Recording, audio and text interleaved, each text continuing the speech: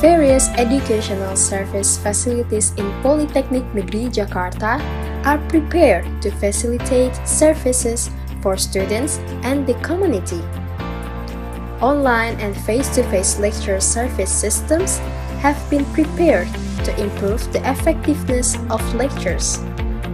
Our cooperation with industry is also a major part that ensures the readiness of graduates to have competitiveness in employment and entrepreneurship. Perubahan adalah hal yang pasti. Dan untuk menghadapinya, PNJ membutuhkan sinergis yang solid dari semua elemen di dalamnya. Dengan spirit yang kuat, Politeknik Jakarta siap memberikan kontribusi yang signifikan dalam mencetak sumber daya manusia yang unggul, berdaya saing bangsa. Spirit Jenu PNJ.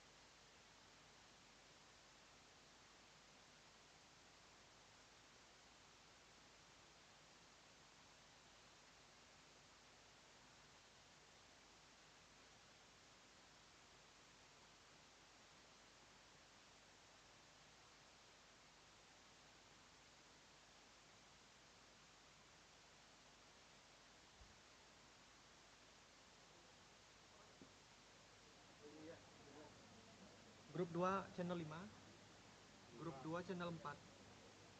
5 4. Oh, udah deh. Taruh deh.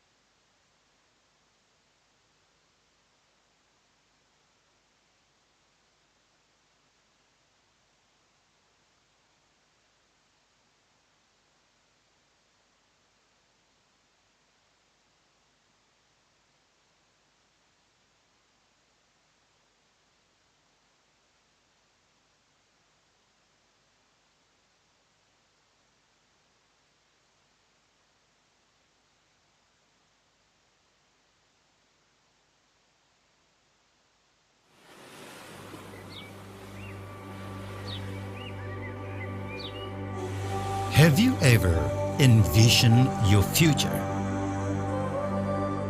How will you make it happen? Higher education serves as a bridge to address your concerns. Shaping thousands of alumni and conducting research activities that address global issues for almost 4 decades has made Universitas Warmadewa the leading private university in Bali. Universitas Warmadewa is committed to quality education and research that are relevant to the dynamics of global development. Universitas Warmadewa was established amidst the diversity of traditions, arts, culture, and the world-renowned beauty of nature. It was named after the first king of Bali, Ida Sri Kesari Warmadewa, who instilled 7 values of life known as Sabta Bayu, which serve as the guiding ethos for the whole academic community. As a prepared campus to compete globally, Universitas Warmadewa consistently innovates, expands its wings to collaborate both domestically and internationally, and upholds the 3 Dharma, 3 main purposes of higher education as a form of social responsibility to society.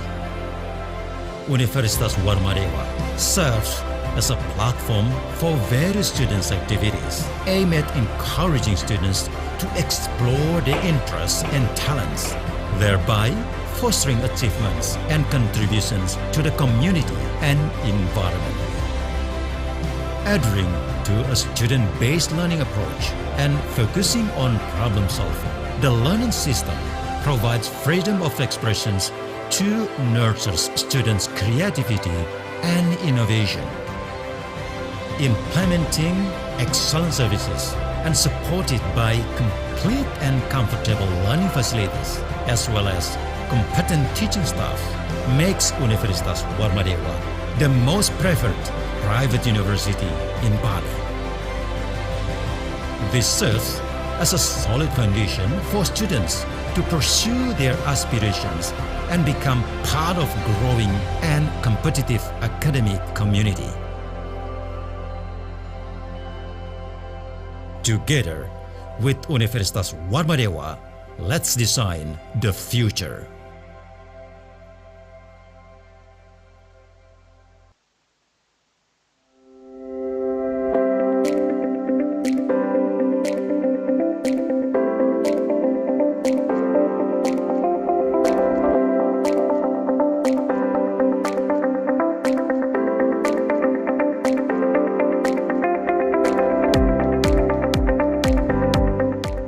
English Department Selamat Faculty datang of di Fakultas Teknik dan Perencanaan Universitas Warmadewa. Dalam upaya menciptakan lingkungan kerja dan belajar yang aman serta nyaman, Fakultas Teknik dan Perencanaan berkomitmen menerapkan sistem manajemen keselamatan dan kesehatan kerja secara menyeluruh. Saat ini, Anda berada di kawasan gedung Auditorium Ajna Dewi Universitas Warmadewa.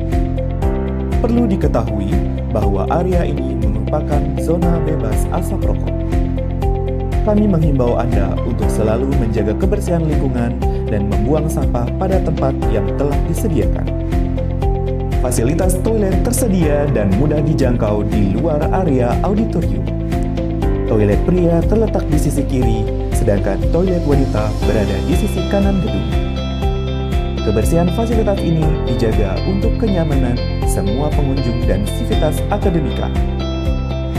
Ada 2 situasi darurat yang mungkin terjadi di area ini, yaitu kebakaran dan gempa bumi. Jika terjadi kebakaran, harap tetap tenang dan tidak panik. Sistem deteksi asap di dalam gedung akan secara otomatis mengaktifkan alarm kebakaran.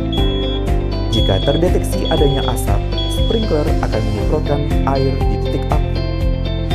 Bila api masih dapat dikendalikan, Anda dapat menggunakan alat pemadam api ringan yang tersedia di sekitar area auditorium. Jika terjadi gempa bumi, segera lakukan langkah keselamatan dengan metode drop, cover, and hold. Jatuhkan badan, lindungi kepala, dan bertahan hingga guncangan berhenti. Hindari berdiri di dekat jendela, tembok, atau di bawah benda-benda yang dapat jatuh. Setelah kondisi dinyatakan aman, lakukan evakuasi dengan tertib. Jangan menggunakan lift. Gunakan tangga darurat dan selalu lindungi kepala saat turun. Segera menuju titik kumpul yang telah ditentukan di area luar gedung Fakultas Teknik dan Perencanaan Universitas Warmadewa. Demikian informasi keselamatan dan tanggap darurat yang berlaku di lingkungan Gedung Auditorium Ajna Dewi. Untuk keamanan dan kenyamanan bersama, mari patuhi semua peraturan yang berlaku serta hindari tindakan yang dapat menimbulkan gangguan dan kerusakan. Salam safety.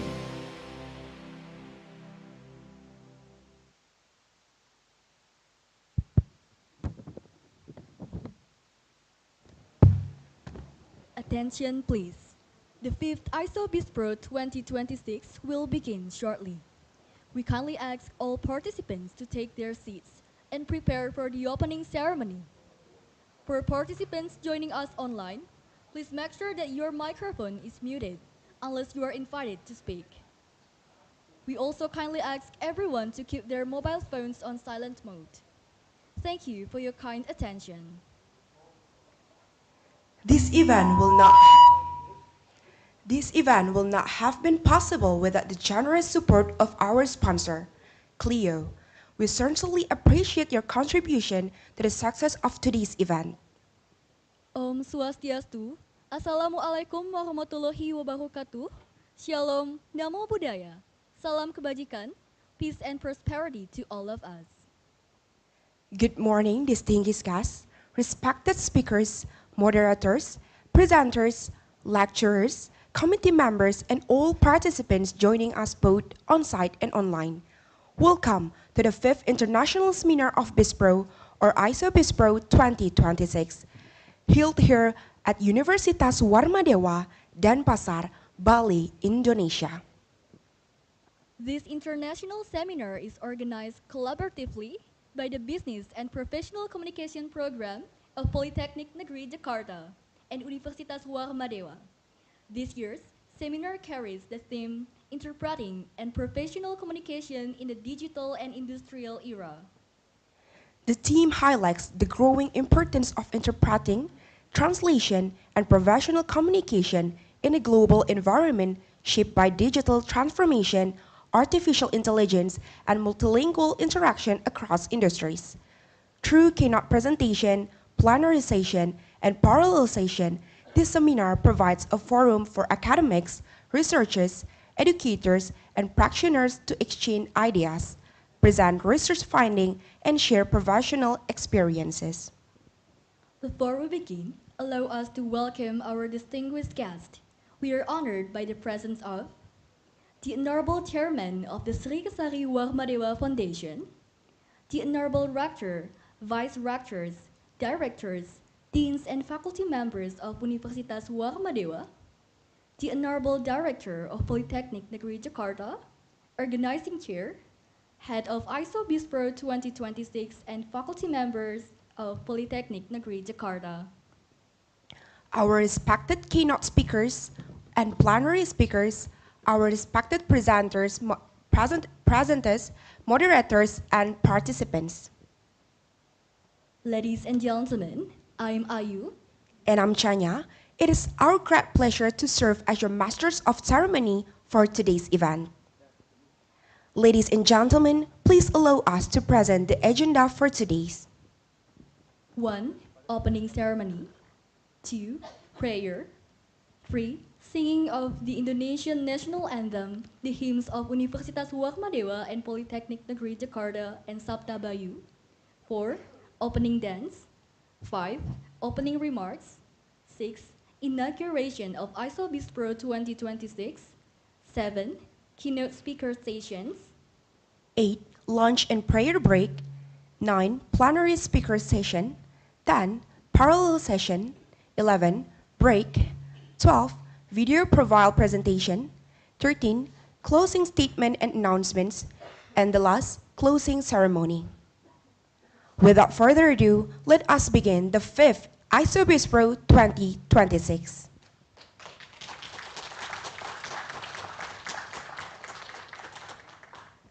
Ladies and gentlemen, we will now begin with a prayer. We invite everyone to take a moment of silence and pray according to your respective beliefs. For our participants attending on site, please stand up.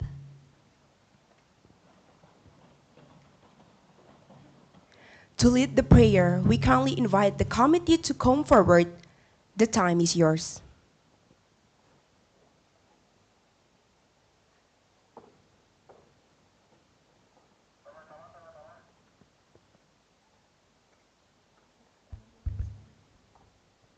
Doa. Para hadirin, marilah kita berdoa sesuai dengan agama dan kepercayaan masing-masing. Untuk kali ini, doa dibimbing dalam agama Hindu dan untuk umat lain harap menyesuaikan. Om Aditya Sya Param Jyotir Rakta Tejo Namostute Sweta Pankaja Madhyaste Bhaskaraya Namostute. Om Rangra Syah Paramasiwa Raditya Namas. Om Anubada Kertawayantu Wiswata. Ya Tuhan, semoga pikiran yang baik datang dari segala penjuru. Puji syukur kami panjatkan ke hadapan Tuhan yang Maha Esa, karena berkat rahmat-Nya lah kita dapat berkumpul dalam acara The Pai ISoBispro Interpreting and Professional Communication in Digital and Industrial Era 2026, a collaboration between Politeknik Negeri Jakarta and Universitas Warmadewa. Tempat Universitas Warmadewa, Rabu, 22 Juli 2026. Om Yang Widi Yang Maha Bijaksana, kami yakin bahwa tiada suatu apapun yang dapat kami laksanakan tanpa perkenan Tuhan. Karena Tuhan Maha Pencipta, Pemelihara, dan Pelebur alam semesta ini. Ya Tuhan, semoga acara ini dapat memberi arti lebih bagi kami. Om Yang Widi, Yang Maha Pengampun, kami menyadari bahwa pikiran, perkataan, dan perbuatan kami tidak semuanya sesuai dengan ajaran Tuhan. Oleh karenanya, ampunilah segala kesalahan kami, baik yang disengaja maupun yang tidak disengaja, agar segala dosa dan kotoran yang ada pada jiwa hamba menjadi sirna dan binasa. Karena Tuhan adalah sumber kesejahteraan hidup, jasmani, dan rohani. Om Purnam Bhavantu, Sriyam Bhavantu, Sukham Bhavantu, Om Dewa Suksemo Paramo Ashintyo Yanamo Swaha, Om Santi, Santi, Santi, Om.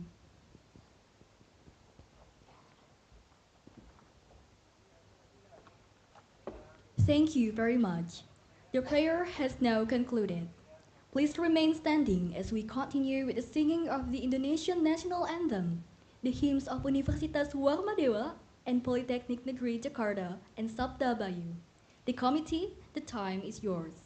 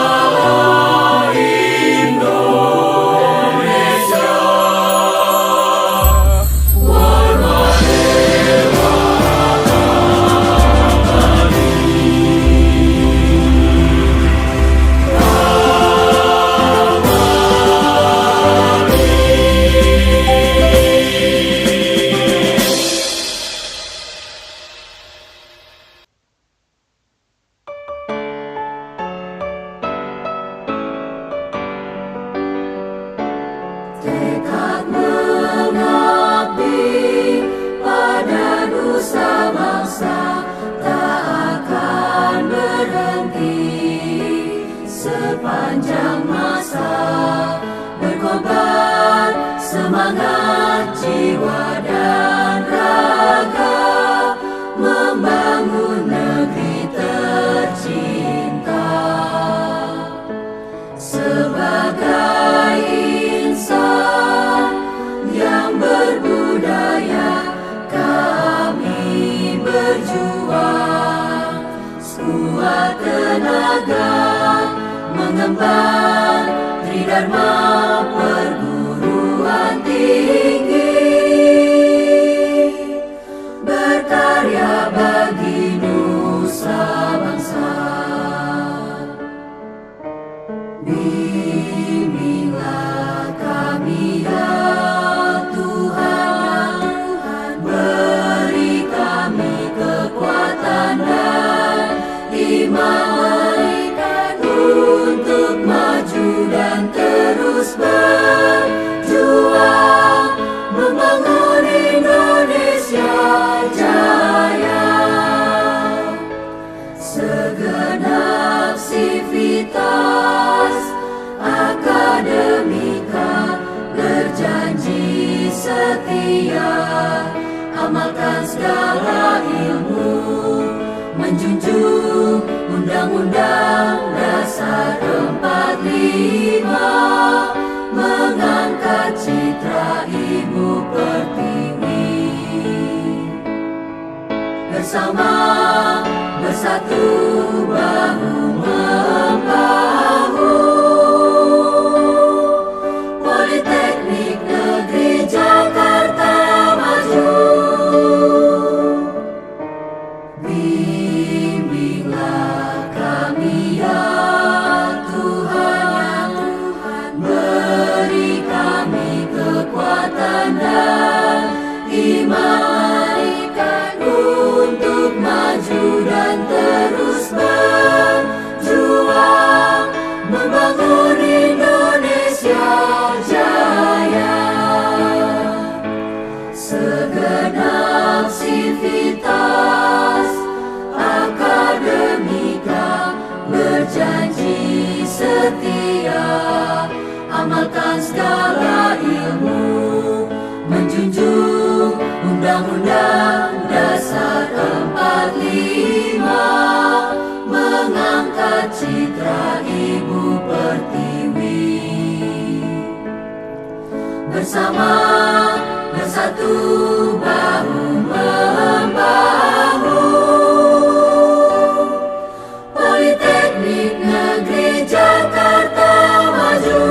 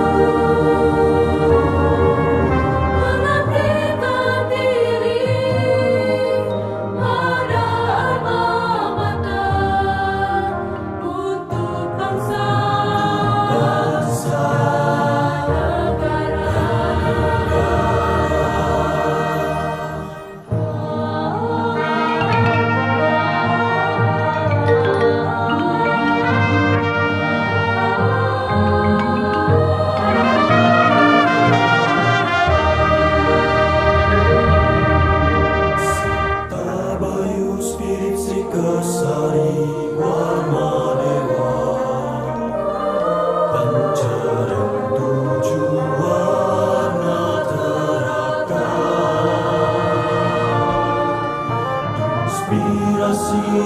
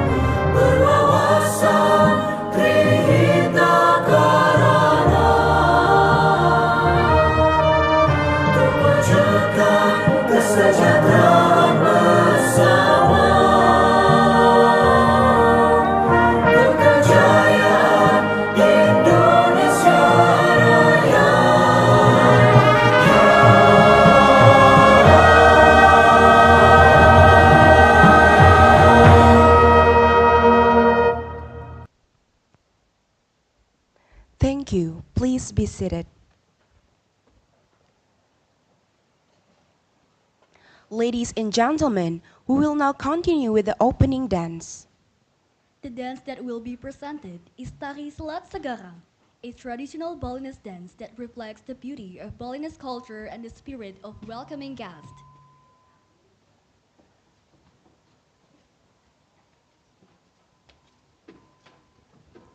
Ladies and gentlemen, please enjoy the performance of Tari Selat Segara.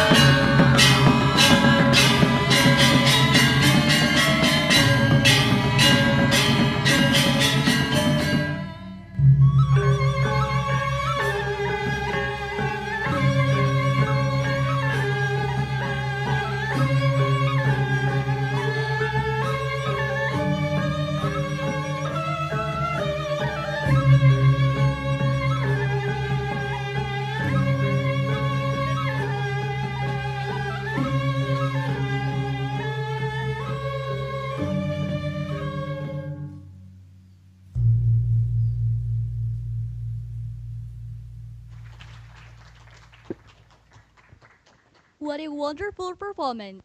Thank you to the dancer for presenting such a beautiful performance of Tari Selat Segara. Let us give them another warm round of applause. We will now proceed with the opening remarks.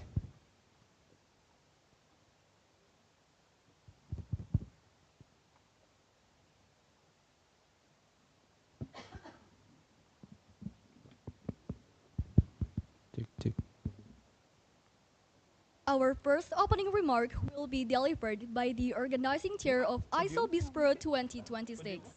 Ladies and gentlemen, please welcome Miss Dewi Kurniawati, SSMPD. The time is yours.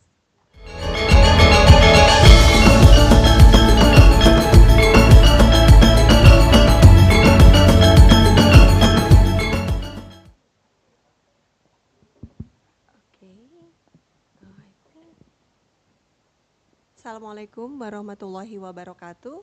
Om Swastiastu, Namo Buddhaya, Salam Kebajikan, Rahayu. Good morning, distinguished guests, ladies and gentlemen. It is a big honor for me to welcome you all in this fifth international seminar of BISPRO, ISoBispro 2026. First of all, I would like to evoke my warm greeting to our distinguished guests. With us today, we have the Academic Vice Director of Polytechnic Negeri Jakarta, Professor Iwan Susanto, PhD, who is now joining us via Zoom online, and the Honorable Vice Director of Polytechnic Negeri Jakarta and the Head of Business Administration Department, Polytechnic Negeri Jakarta, Dr. Wahyudi Utomo, who are now joining us online via Zoom. And now with us today, we have the Honorable Rector of Warmadewa University, Professor Dr. Igede Suranaya Pandit, and the chairman of the Sri Kesari Warmadewa Foundation, Professor Dr. Ana Agung Gede Okta Wisnumurti. Thank you very much for your unwavering support and commitment for being our co-host to make this international conference possible. Thank you very much.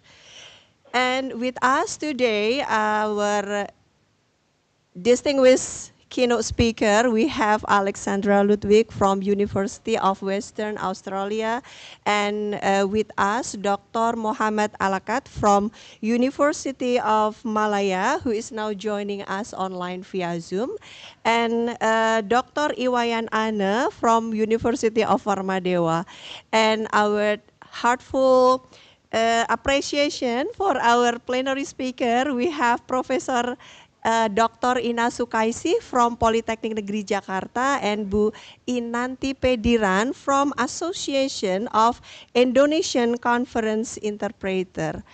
My warm welcome also for all participants, presenter, researchers, academics, students, and professionals. Thank you for joining our international seminars.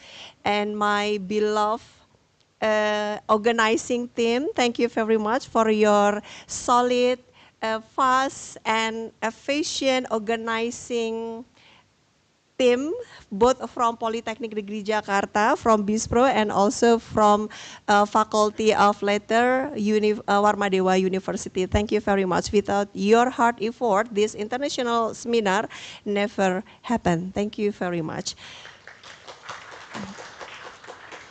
Okay, I would like to inform that this year international seminar is particularly very special because it marks a very meaningful collaboration between Polytechnic Negeri Jakarta and Warmadewa University, and this partnership become the evidence of our focus collaboration to strengthen our academic collaboration, research, international research collaboration, and also knowledge exchange.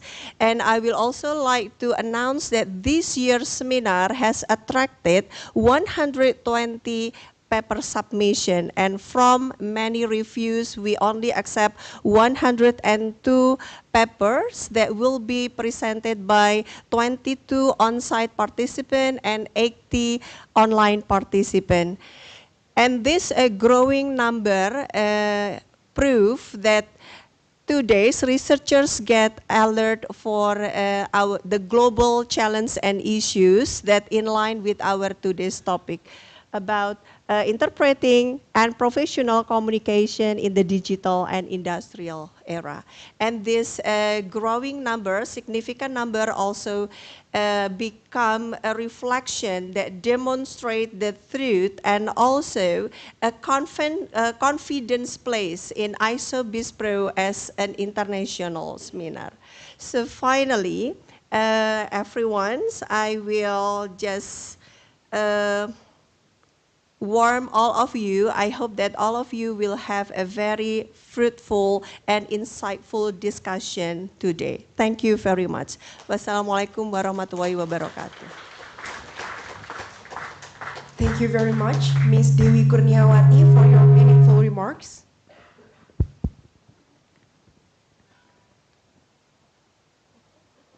We will continue the opening remarks from the Academic Vice Director of Polytechnic Negeri Jakarta. Ladies and gentlemen, please welcome Professor Iwan Susanto, PhD. The remark will be presented through Zoom meeting. The time is yours.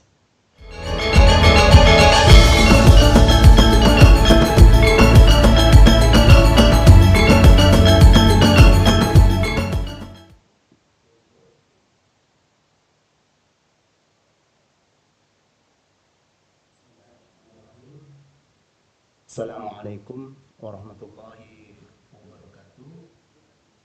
Om Swastiastu, Salam Budaya, Salam Kebajikan, Good morning to all of you. To the Honorable Rector of the Universitas Warmadewa, Profesor Dr.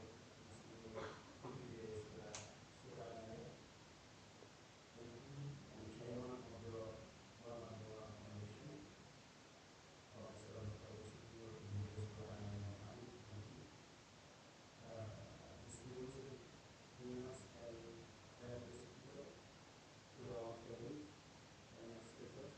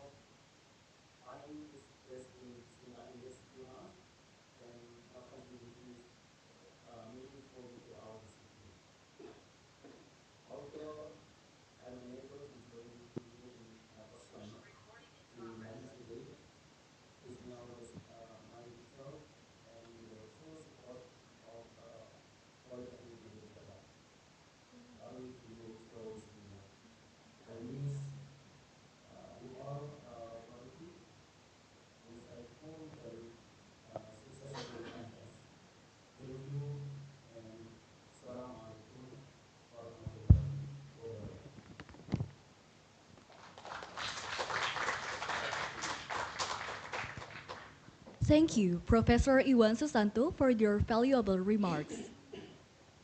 We will now proceed with the remarks from the Rector of Universitas Warmadewa.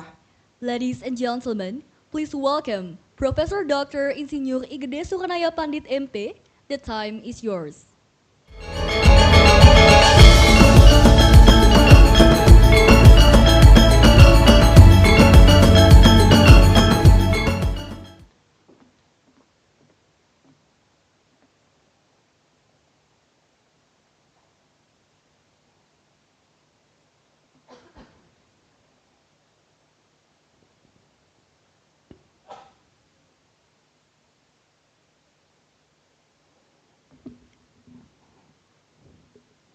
Okay, good morning. Thank you very much.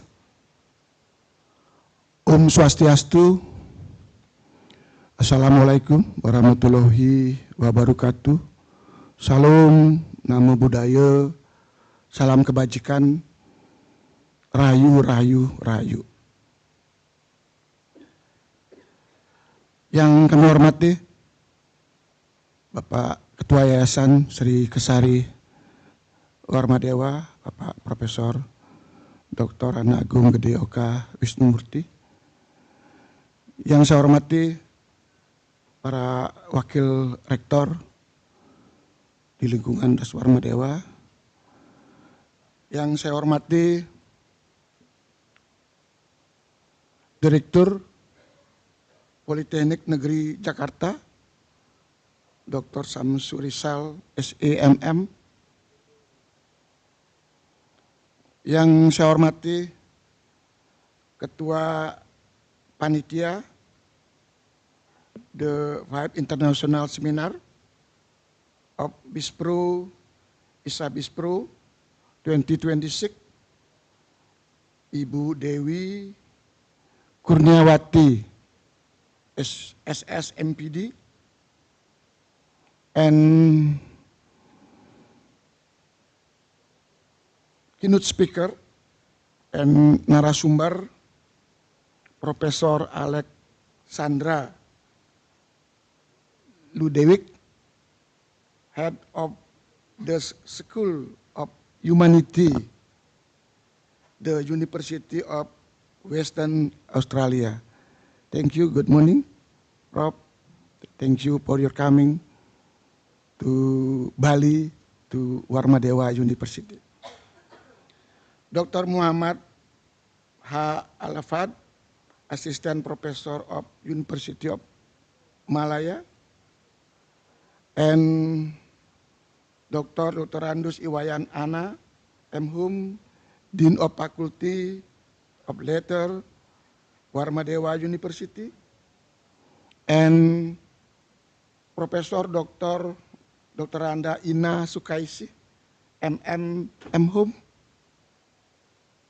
Profesor of Politeknik Negeri Jakarta, Inanti P. Diran, IDM, founder of Association of Indonesia Conference Interpreter, and Mrs. Kuntayuni, SSM Transitor, Lecturer of Warmadewa University, and all academic, researcher, praktisi, and student, and seluruh peserta, ya, segenap tamu undangan dan hadirin sekalian yang saya hormati. Pertama-tama marilah kita panjatkan puja dan puji syukur kehadirat Tuhan Yang Maha Esa,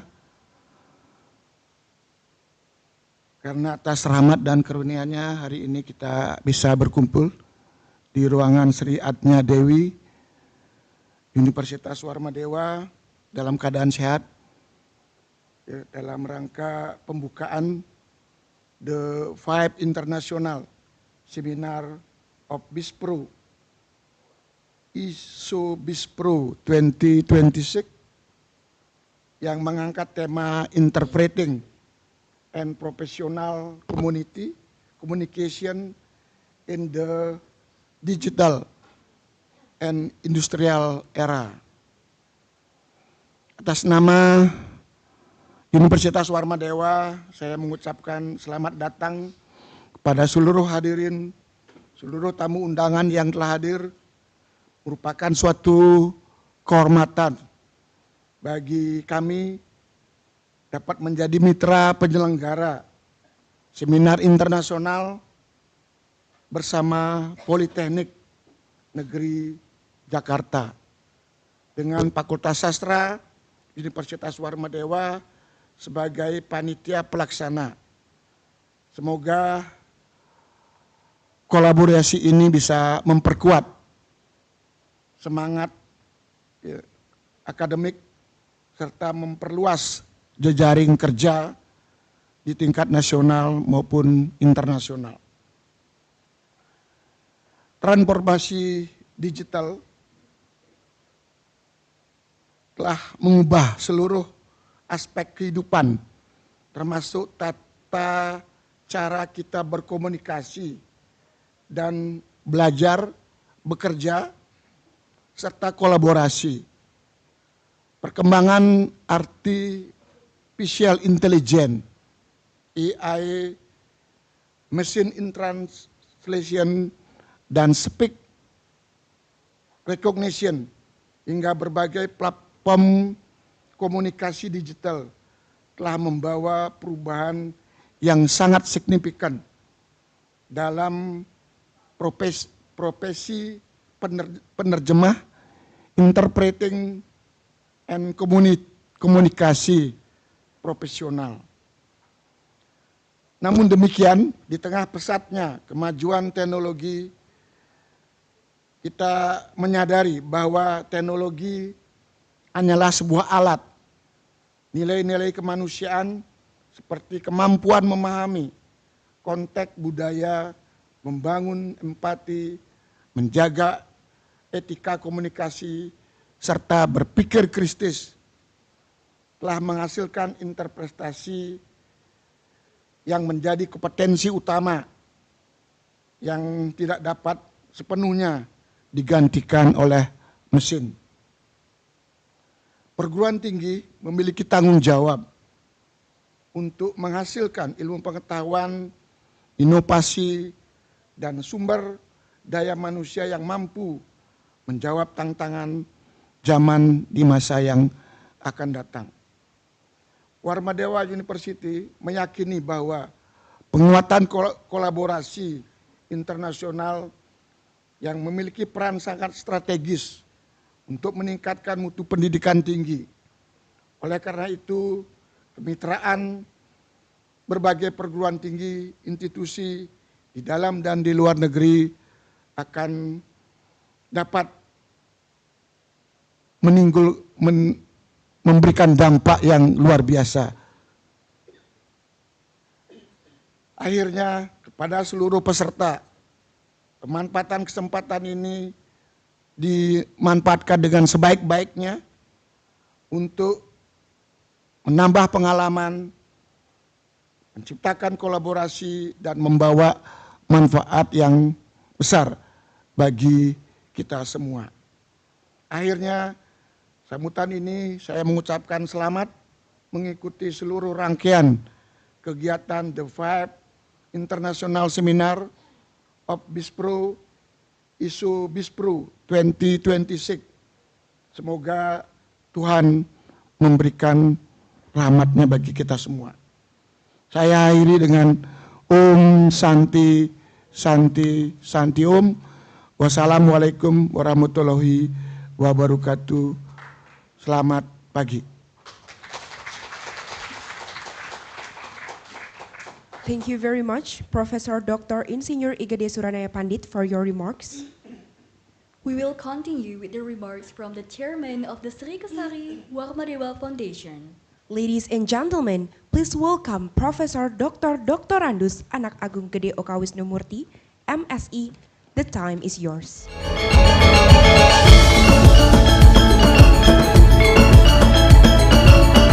Om Swastiastu.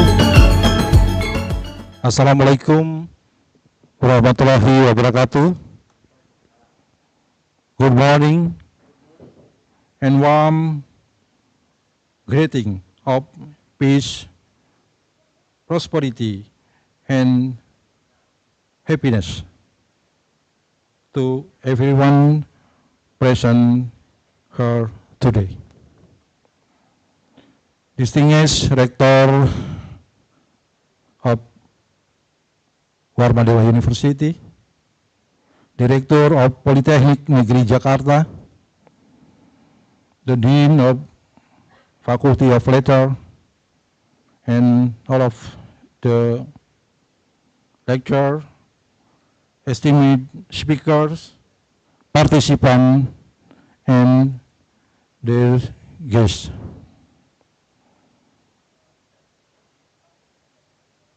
Praise and gratitude to the Almighty God as we gather today, Wednesday, 22nd July 2026 at Ajna Dewi Hall, the open the 5th ISoBispro 2020.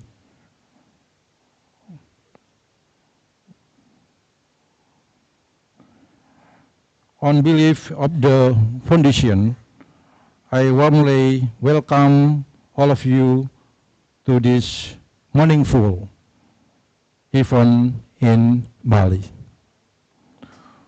We highly value the strong collaboration between Universitas Warmadewa and Polytechnic Negeri Jakarta, united to advance knowledge in language and communication. The theme,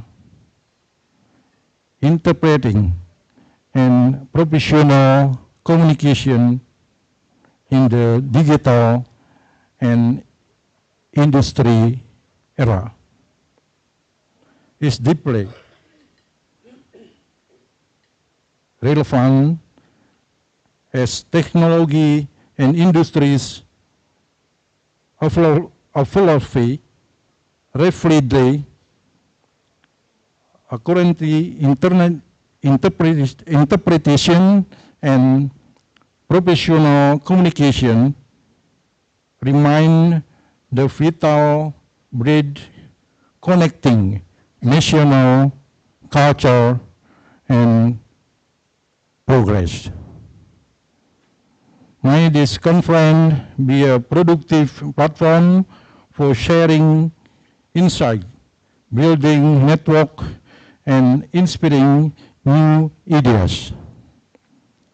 We thank all speaker, participants, and the committee for your dedication, wishing the event great success and abundant benefit for everyone. Thank you very much. Om Santi Santi Santi Om. Wassalamualaikum warahmatullahi wabarakatuh.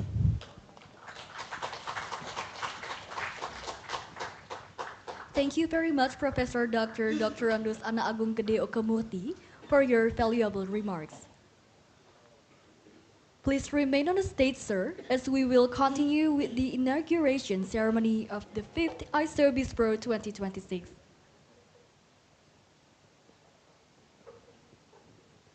Ladies and gentlemen, we will now proceed to the inauguration of the 5th ISoBispro 2026. For this ceremony, we would like to invite Professor Dr. Insinyur Igede Suranaya Pandit MP, Rector of Universitas Warmadewa, Ms. Dewi Kurniawati SS MPD, Head of Bispro Study Program, Dr. Andus Iwayan Ana MHU, Dean of Faculty of Letters, and Professor Dr. Ina Sokase to come forward to the stage.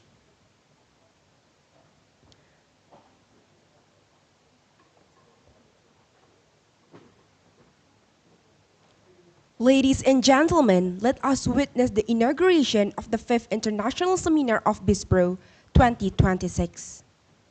The inauguration of ISoBispro 2026 will be marked by the ceremonial striking the Balinese Kulkul.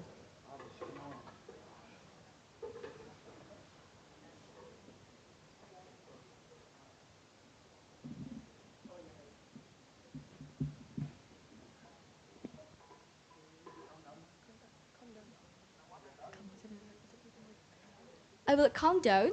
3, 2, 1.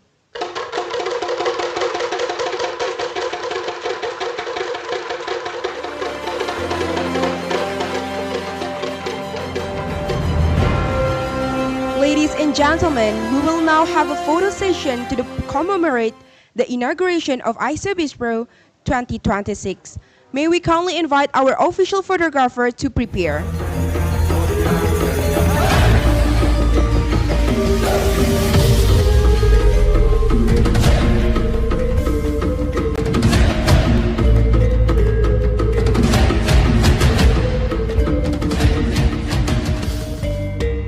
Thank you. Now, may we kindly ask all participants to turn around and face the camera at the back of the hall for one final photo group. Everyone, please look at the camera.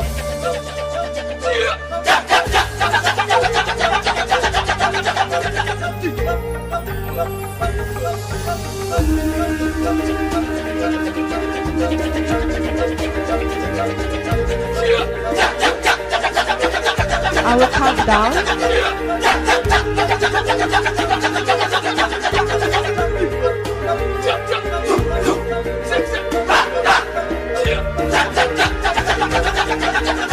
From 1, 2, 3. Once again.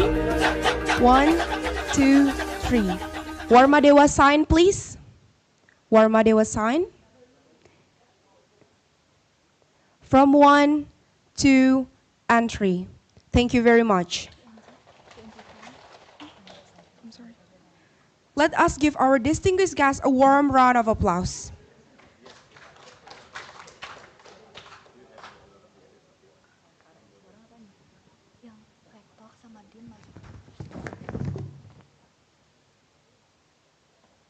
For the Rector of Universitas Warmadewa and the Dean of Faculty of Letters, please come forward to the stage due to souvenir handover.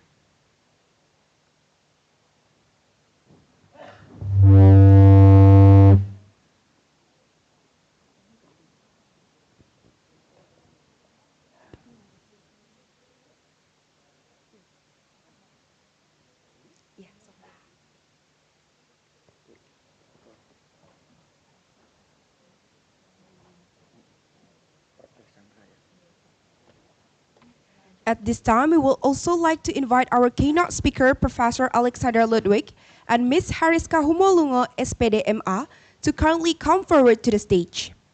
The souvenir will be presented by the Rector of Universitas Warmadewa to our first keynote speaker, Professor Alexander Ludwig.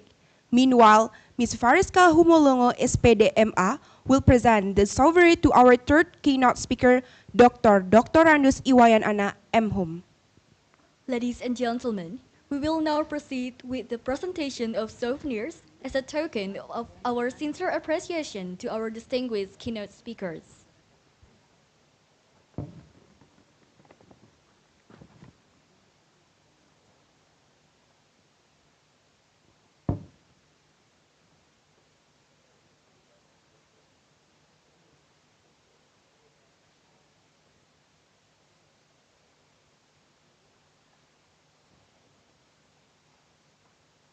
Ladies and gentlemen, we will now have a photo session. Everyone, please look at the camera. I will count down. 3, 2, 1. Once again, please.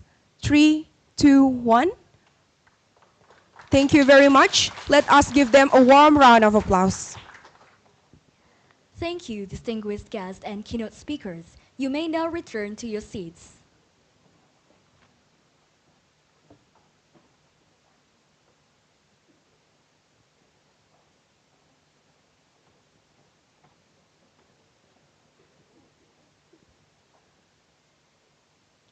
Ladies and gentlemen, we will now proceed to the first keynote speaker session. Before we begin, we kindly remind all participants to keep their microphone muted during the presentation. Participants may submit their questions through the chat feature.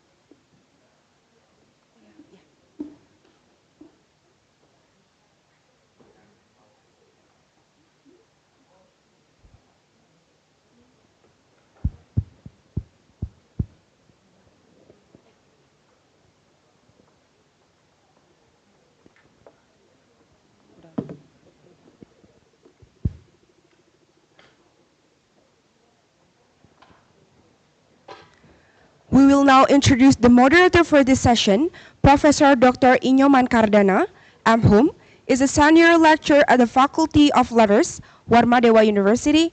He is a professor of linguistics since 2015.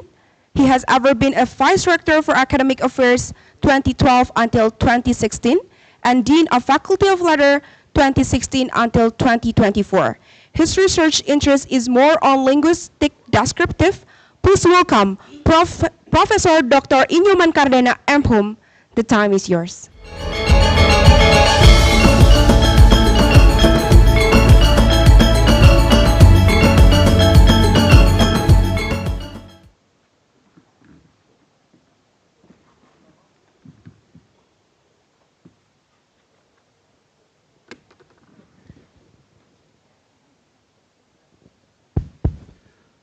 Thank you. Om Swastiastu. Assalamualaikum warahmatullahi wabarakatuh. Salam sejahtera untuk kita semua. Well, a very good morning to all of you, the participants of the 5th ISoBispro International Seminars, and welcome to Warmadewa University. And I think for this session, I'm Nyoman Cardana, as your moderator, will invite the keynote speakers. And of course, in this moment, we are very glad, everyone, since we have a very expert and professional keynote speakers in this case. And for this session, we have 3 keynote speakers. 2 from abroad. In this case is Professor Alexia from Australia. Welcome to Warmadewa University, and thank you very much for joining our international seminar today. And the second keynote speaker is Dr. Mohammed Alakat from University of Malaya. Thank you very much for joining our seminar and your willingness to be the keynote speaker for our seminar today. And in this case, I would like to inform you, everyone, that the second keynote speaker is going to present his own paper online via Zoom. And the last, in the third keynote speaker in this case is our colleague.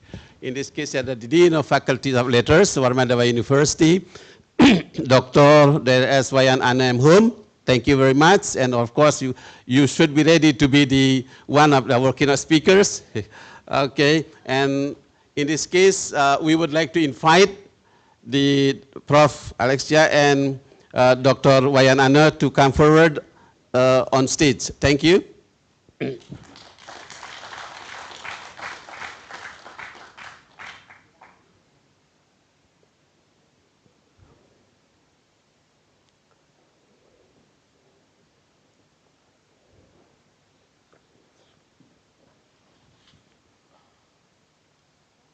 Well, thank you very much, and once again, thank you very much for coming to Warmadewa University. Well, everyone, the participants of this international seminar, and of course in this, as I told you, that we are very happy, very glad to have the expert on applied linguistics. In this case is the field of translations and also interpretation and interpreting. So for you, the participant in this case, because we have academician here, and also there are students and also lecturers, professionals, and of course in this case you are very interested in the topic or the theme of this seminar. And now please pay your attention to listen the presentation of the keynote speakers today, because they all are very expert in their own specialization. And now, before they present their own paper, I think I would like to read their own curriculum vitae first. And for the first keynote speakers, I would like to inform you about her qualification. She's got many PhD doctor. Right? So in 1993, she got Magister Artium ME from Ludwig Maximilians Universität Munich, Germany.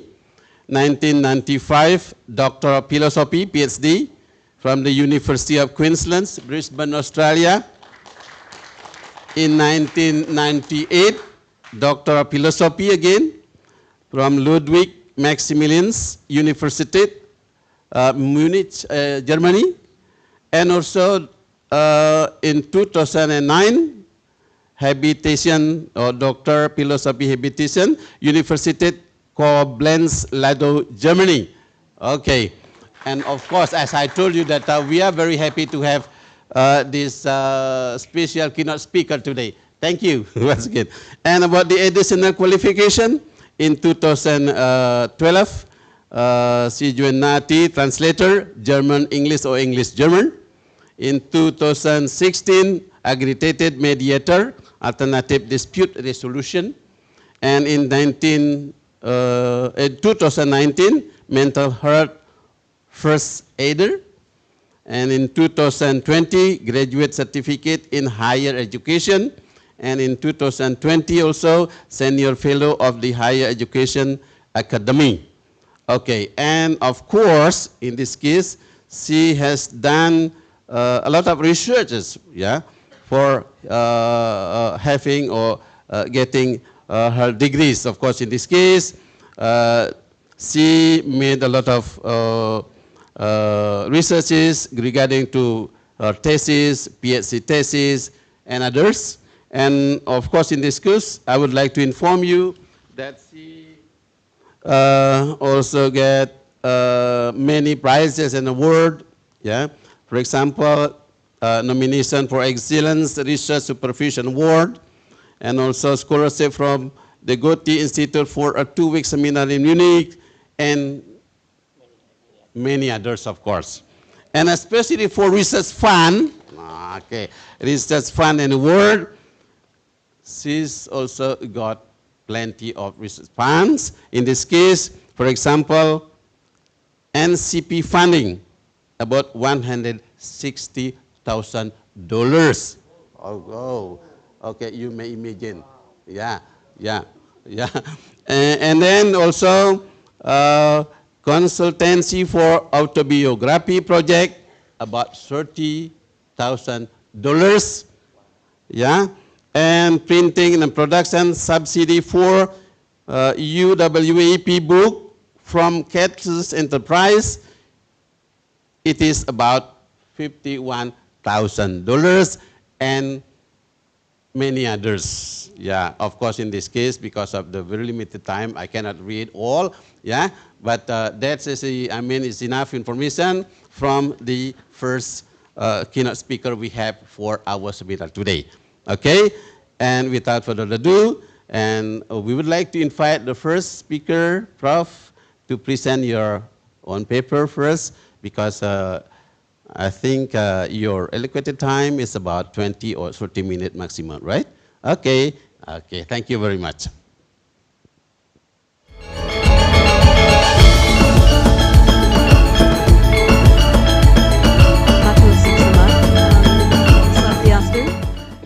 Terima kasih. Selamat pagi. Apa kabar? Baik, bagus. Okay. Nama saya Alex. Saya berasal dari Jerman, tetapi saya tinggal di Perth. Saya sudah tinggal di Perth selama 30 tahun. Saat ini saya berada di Bali. Saya belajar bahasa Indonesia. Pengalaman saya selama minggu di Indonesia sangat bagus. Teman-teman, today I would like to talk about pengalaman, experiences. I want to talk about ethics. I don't know whether my slides will be up. Is there a possibility to get my slides? Yes, okay, good. I would like to start with a poem by Indonesian poet Khairil Anwar. So if we could have the next slide, please. Thank you. The poem is called Prajurit Daja Malam, and it was written amid Indonesia's struggle for independence. There's a beautiful verse in this poem, and excuse my bad pronunciation while it's not yet up. Waktu jalan, aku tidak tahu apa nasib waktu. And I think this line says something about the current moment with AI, where in this particular instance, this Indonesian soldier, a foot soldier on the front line, was torn between anxiety, uncertainty, but also hope for the future. And I think in this current technological moment, you will be forgiven for feeling very similar emotions. Maybe some anxiety, certainly uncertainty, and maybe also some hope that the future will indeed be better. So when this poem was penned in 1948-49, as you can see, the hope eventuated, and the hope was the dominant particular emotion that came through. So yes, I think it is quite useful not to despair. There are a lot of times when I myself think, oh, what's happening right now? And I'm old and I've seen a lot, and I have never seen things change so fast and so dramatically. So I very often find myself in this moment where I go, oh. Now very often the contemporary discussion is framed in this contest between optimism and skepticism. And I think it is very important to not forget about humans and human emotions in this particular instance. Now, interpreting is fundamentally an act of human mediation, and you heard just before that I'm also a mediator. Before things escalate, you try to talk, you try to understand, you put yourself in the shoes of the other person, you reframe what they're saying and what they're thinking, and you hope to arrive somewhere where you both want to go, where you both want to be.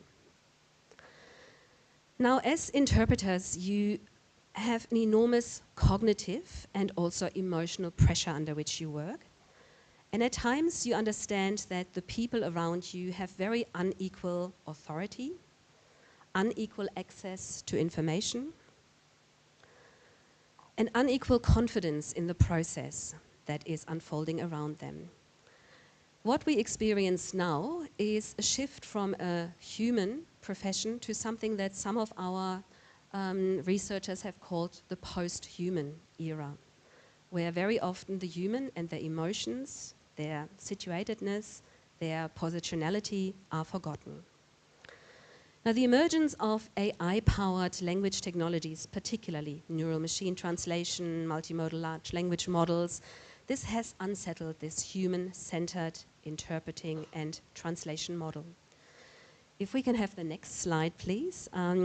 Tools such as Microsoft Translator, Google's interpreter mode, OpenAI Whispers, all these wonderful smart glasses that I really want, they can render 100, 110 or 50 or so languages supposedly very competently. You can wear increasingly technology, you can have earbuds, and you can have instantaneous foreign language access and understanding. But I think the apparent fluency of a lot of those technologies, and you may have your own experience not just with Google Translate, but with ChatGPT, with Claude, with other AIs, you may find that there is a paradox of service level fluency. It looks good, it sounds good, it seems smooth, it seems without any problems, but if you look deeper, you find that there are indeed quite a few issues. Beyond lexical accuracy, context is central to interpreting, and I would like you to please call up the next slide. As interpreters, we are responsive and we understand that there are stakes in any encounter. We understand that interpreting and translating is not copy-paste or finding an equivalence, reframing something, but also that there is a cognitive leap that happens, where you understand the context. And my claim today would be that what we currently have in most AI models is what this surrealist painter, René Magritte, did when he was asked to paint a portrait of his friend Edward James. Now, when you ask a surrealist to portrait you, don't expect to get something that you would expect. But when you use AI technology, you expect to get something that is equivalent and appropriate. But I think in lots of instances that I have seen, what is happening is exactly this copy-paste in a different frame. So this old poem that I started with, that is nearly 100 years old, or this painting that is also nearly as old as me, I think they tell us something about the current situation with AI, and they force us to think a little bit more critically. So when we use technology in interpreting, we can be fooled by very smooth voices. We can even choose which voice, which accent. We might be fooled to think it's human-like and it has empathy. It might even have agency, or it might understand us. It does not. It is quasi or very inauthentic or a faked empathy, and it certainly does not understand. If we could have the next slide, please. Now, very often I find with my students in Australia that use of technology tends to make them overconfident.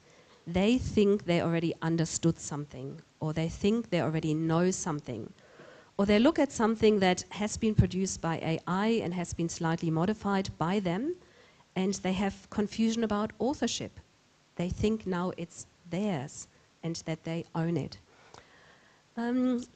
The different abilities and this overconfidence in technology, I think, is another thing that we should not forget when we are dealing with technology that for the large part can be invisible.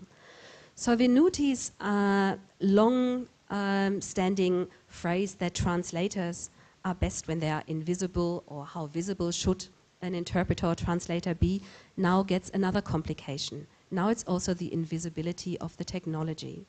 Very often we don't see to what degree technology has been used, what substitutions technology may have made, what uncertainties technology may have smoothed over.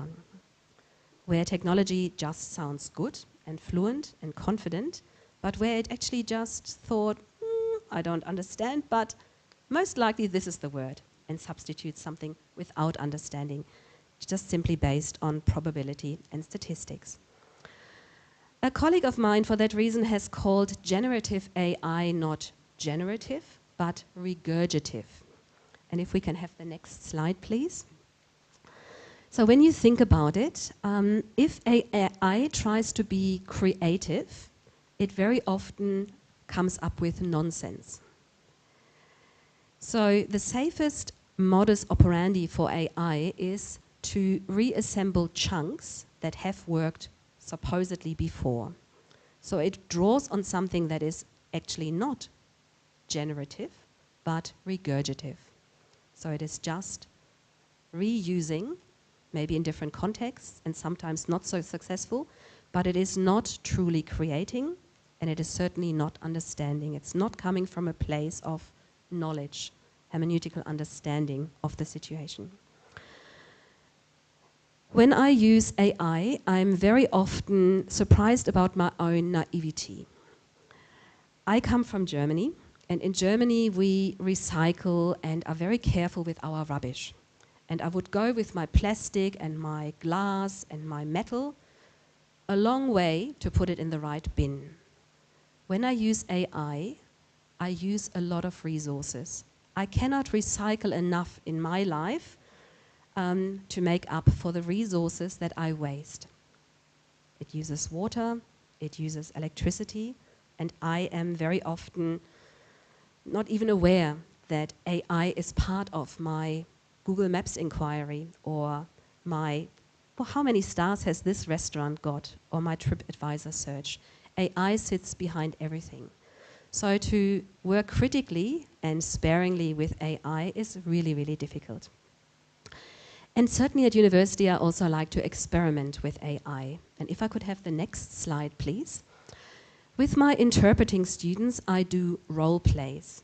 I ask them to have 3 people for an assessment.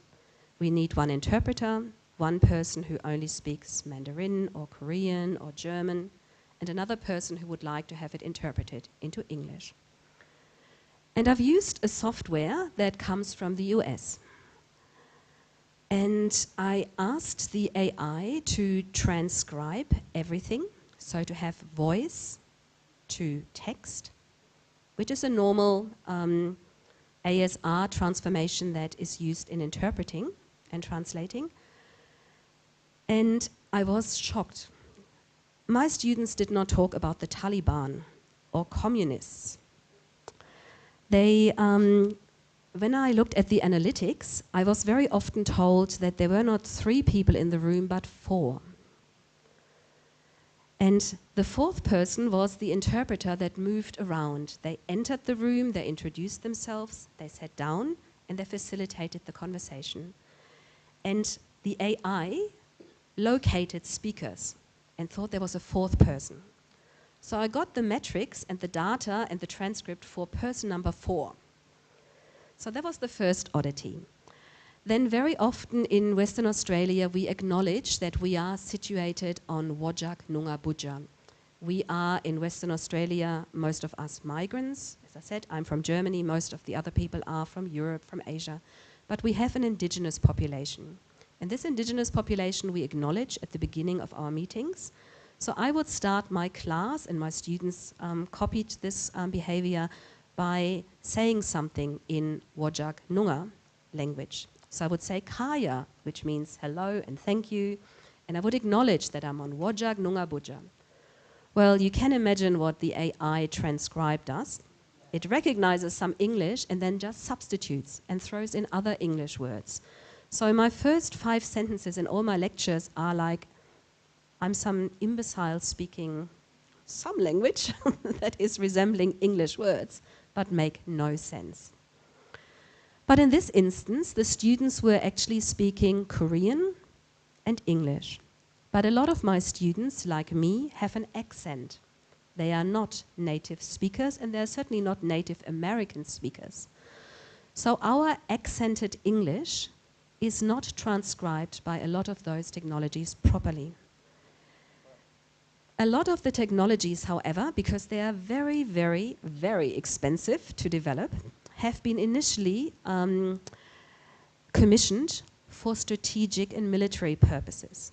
So the training data in a lot of them, as you can see, is designed to deal with communists and Taliban and jihadists or some other perceived danger. So the algorithms behind that I don't understand, my data and the students' data goes somewhere I don't know, goes through data centers, training centers, and comes back and has been through a lot of processes that unfortunately are not for educational purposes and very often not for strategic and peaceful communication. So this is another take-home message in a way that I would like to leave you with. So when I said I talk about experiences, I also would like now to unpack the ethics behind it. So I already mentioned that there are some ethical considerations that we have to keep front of mind. We don't know what our data is used for. We don't know what our data is triangulated or matched and meshed with. We don't understand the algorithms, and we are certainly happy when good things come out and it works, but we have no control.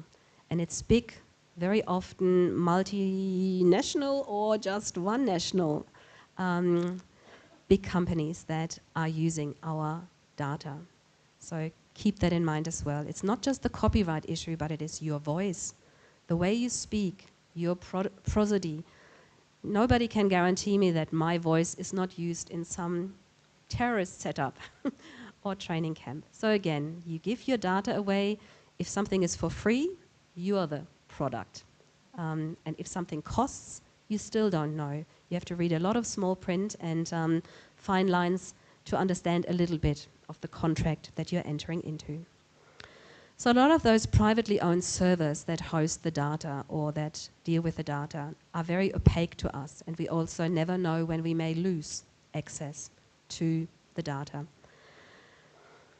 There are other ethical considerations. I mentioned the invisibility. I mentioned the fact that speech synthesis is certainly human-like in its sound, but not human-like in its agency. I briefly would like to talk about biases. You would have all come across studies. Data is inherently biased. So what we have come up as a human library of data has all of our faults and all of our racist prejudices, all of our learnings without correction. It is just data that is in there. So when deployed in real time, any AI that helps you with interpreting or translating will statistically also use bias and racist data. The other ethical concern in Australia, interpreters and translators are governed by NATI, a national authority that is there to certify us and to have quality assurance. One of their principles is confidentiality, and AI certainly does not enter into any confidentiality clauses with us. So particularly for high risk settings, and risk assessment becomes more and more important, and maybe I can have the next slide, please.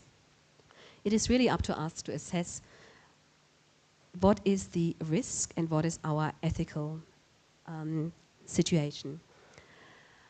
I am an absolute fan of one of your authors. I don't know whether you know Kairini Baroka, an Indonesian author. She writes a lot in English, and that helps me.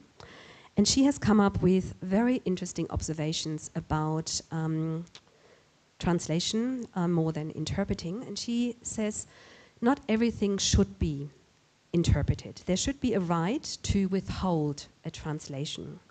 There should be an active exercise at times also to refuse a translation. And that is an act of political agency, and it is also something she calls her decolonization project.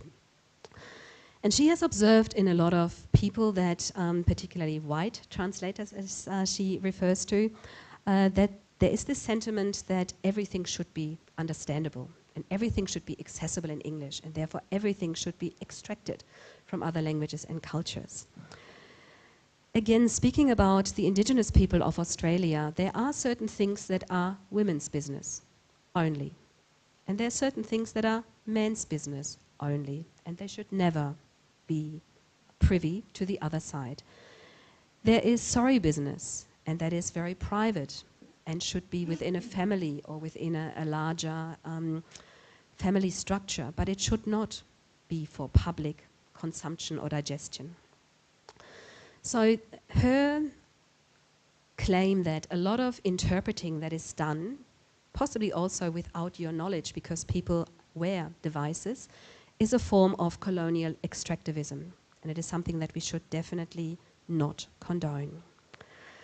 I had a wonderful experience last week in Uluwatu.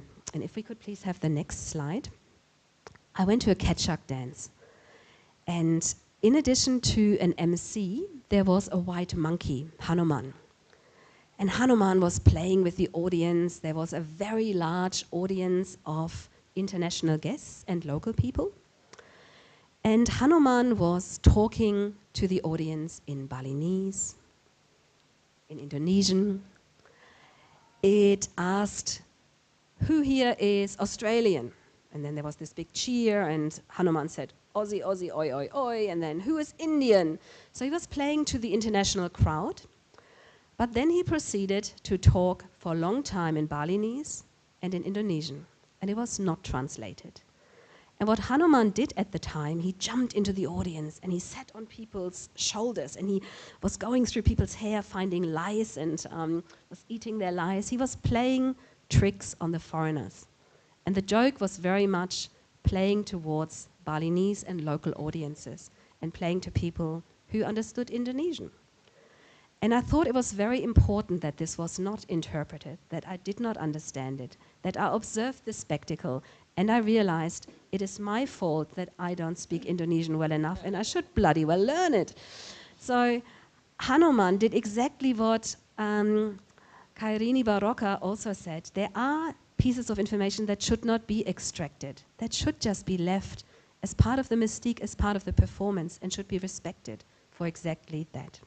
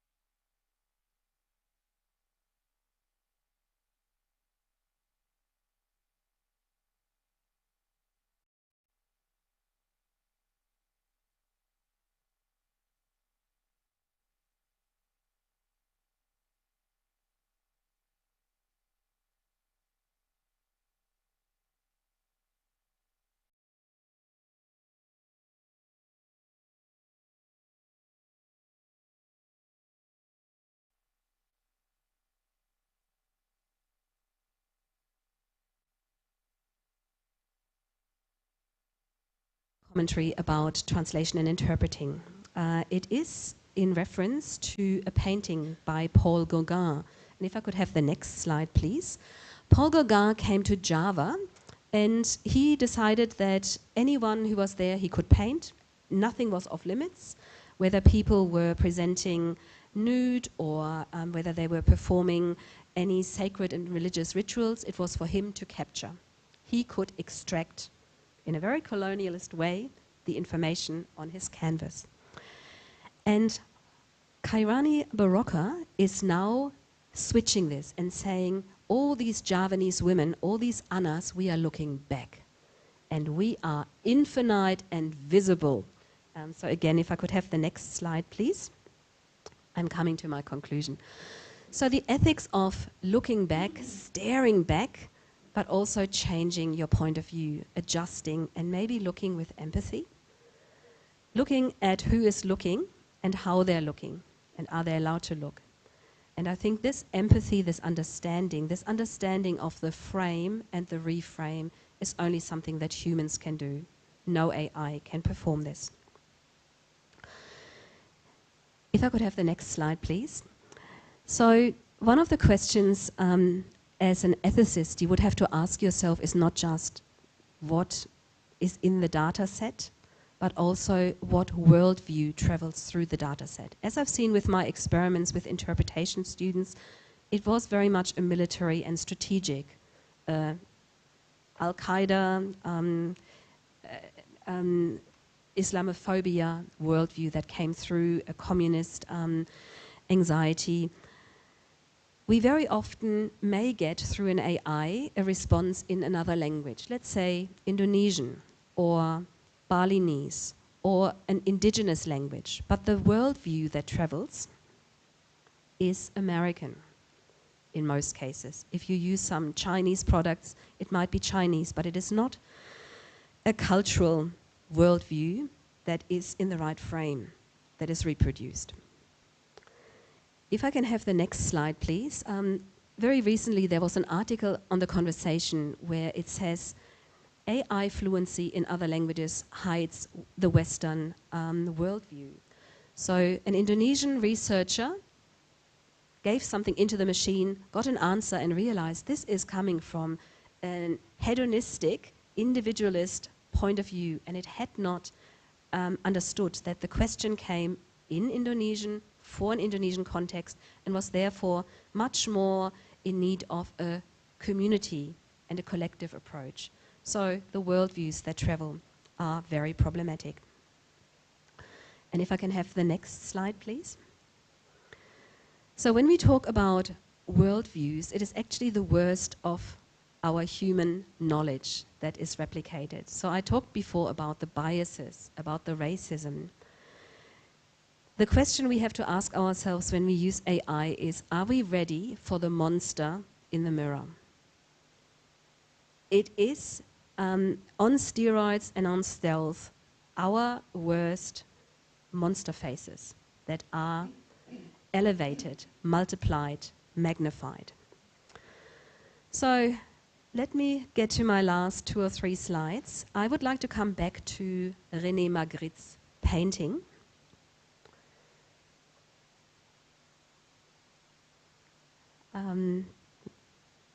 No, we're going in the wrong direction. This is like your nightmare. Relive this again and again. Could we please have René Magritte's painting?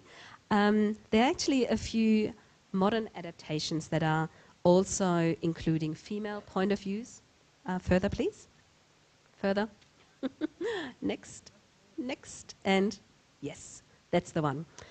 So there are some adaptations that are actually quite clever, but they're missing something. When you look at René Magritte's original, what is in the corner on the mantelpiece? It's a book. And it's actually a translation. It's a book by Edgar Allan Poe, and it's been translated by Baudelaire. And while the mirror does not show Edward James's face, the mirror actually shows the book correctly. It reflects the book. And what does it do with the name of the author and the translator?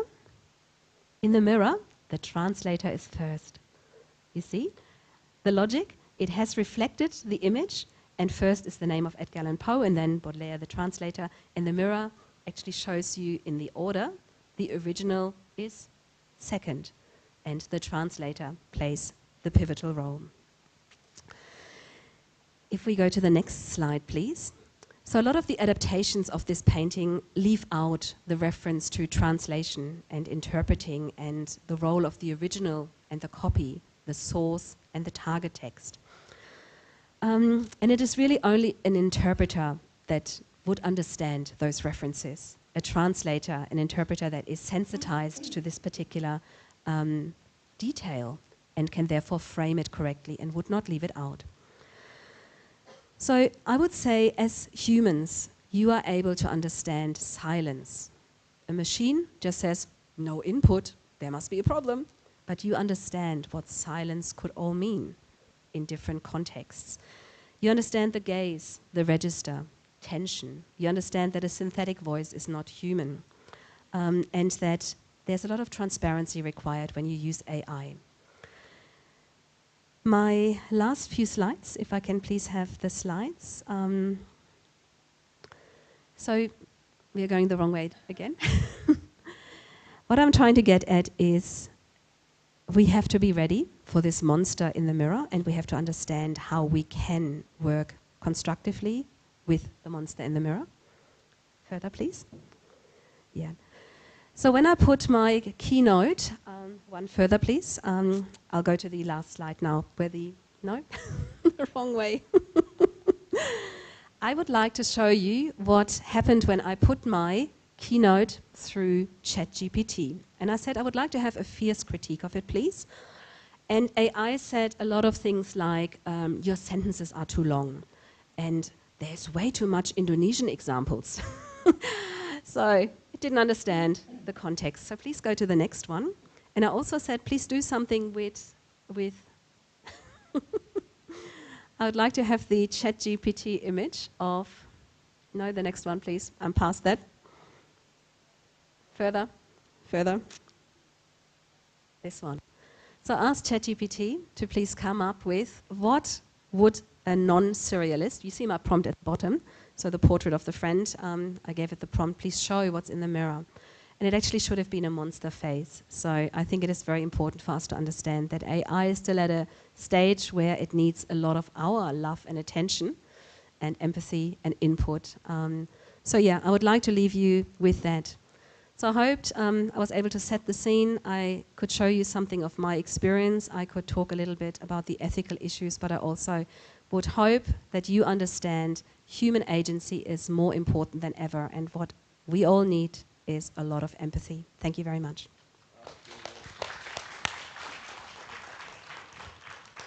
Well, thank you very much, Prof. Alex, for your presentation. Well, ladies and gentlemen, the participants of this international conference seminar, we just now listens the presentation from Prof. Alex. Yes, of course, from the presentation, we know that the position of the translation and interpreting nowadays, it is between human and machines. And of course, in this case, don't worry that absolutely there are many things, there are many points that the machine cannot do. And of course, in this case, human still needs to make or do the best translation. Well, I think the audience joining this seminar offline and also online. Of course, in this case, you have written some questions, or please keep your question first, because based on the regulation from the committee that we have to invite the all keynote speakers to present their own paper first. And at the end, after they finish presenting their own paper, we will have a terms to invite you to deliver your questions, okay? Be patient to keep your question, and then we would like to invite you at the end of this session, okay? And now we come to the second speakers. We would like to invite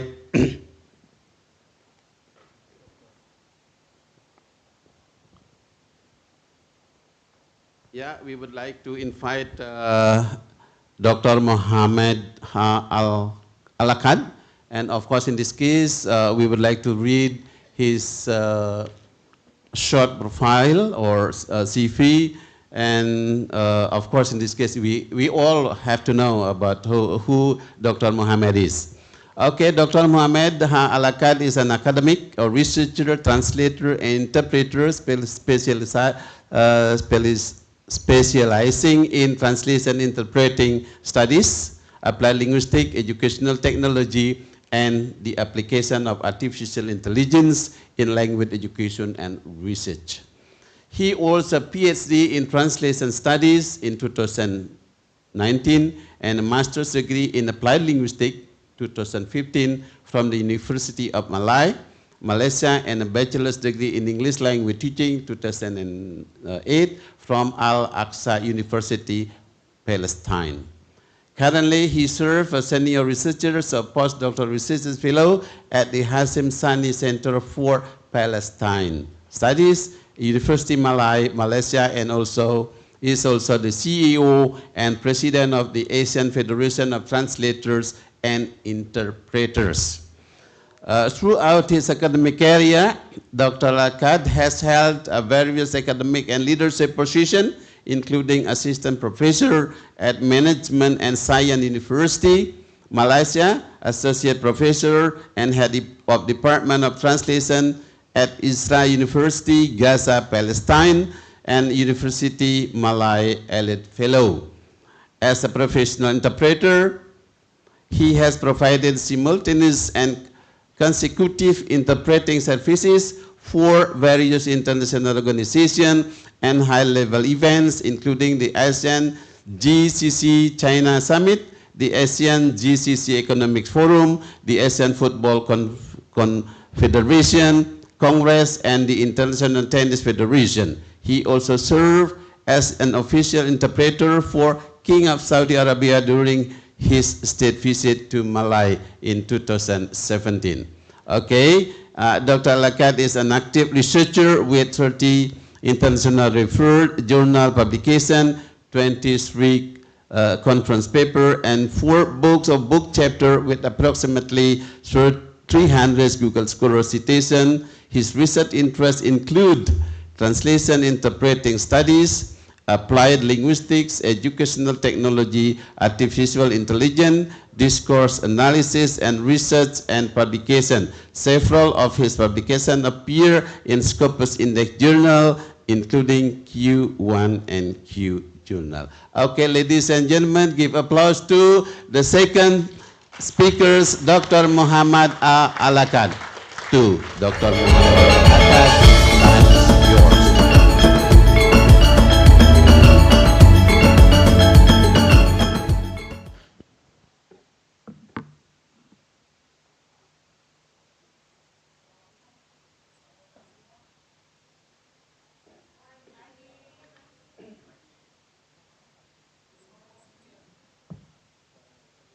Yes.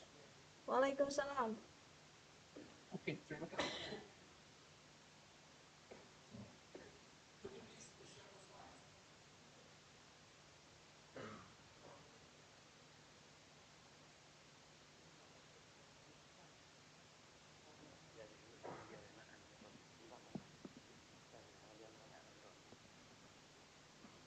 Yes.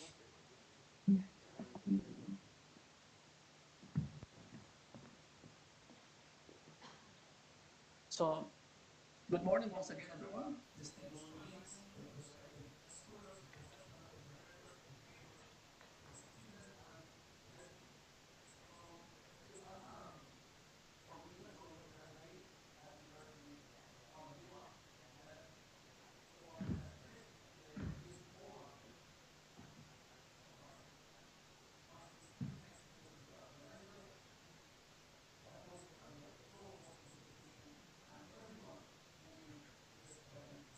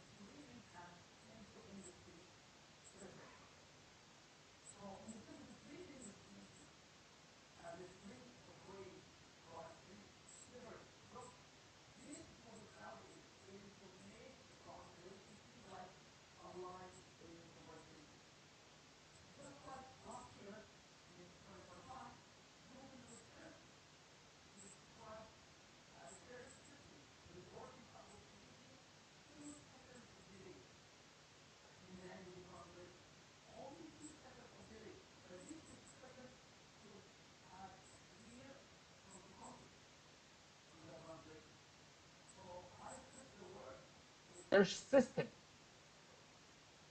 So this is not a separate promise that every product or language asset or a cosmetic environment will deliver the same result. But this is no evidence of the derivation of the translation. The speech translation is becoming an API phase, not because translation good, but because it entails unique tone. So usually the AI speech translation could be there to help the human, but not be contemporary. Could be built, for example, to help in meetings, phone conversation, customer service, education, public information. This could help because this is not translation. Artificial intelligence is therefore no longer represent a complex interface. The question is how do we integrate this interface in our live navigation? Where do we put it? And who remains accountable with their role in investigation? So next slide, please. Next slide, yeah. The same technology here can be useful in one situation and useless in another. If you look here, you will see different types of information. For routine logic information or a highly specific system, AI may offer very high value of delivery. The language is predictable, simple. The logic can be prepared, and the human can easily review the outcome. For training, webinar, and internet update or kernel update for internet users, a hybrid model may work very well. AI here can provide meta-access while the human factor can monitor important statements under conflict and declare the value. Because we have a human monitoring step by step. This is just for simple translation, for training, webinar, or external update. In negotiation and effective communication, human sensitivity becomes much higher. The words are only part of the message. Writing, we have typing, also we have stereotyping, certainly, relationship, body language, we cannot give ambiguity matters, terminology.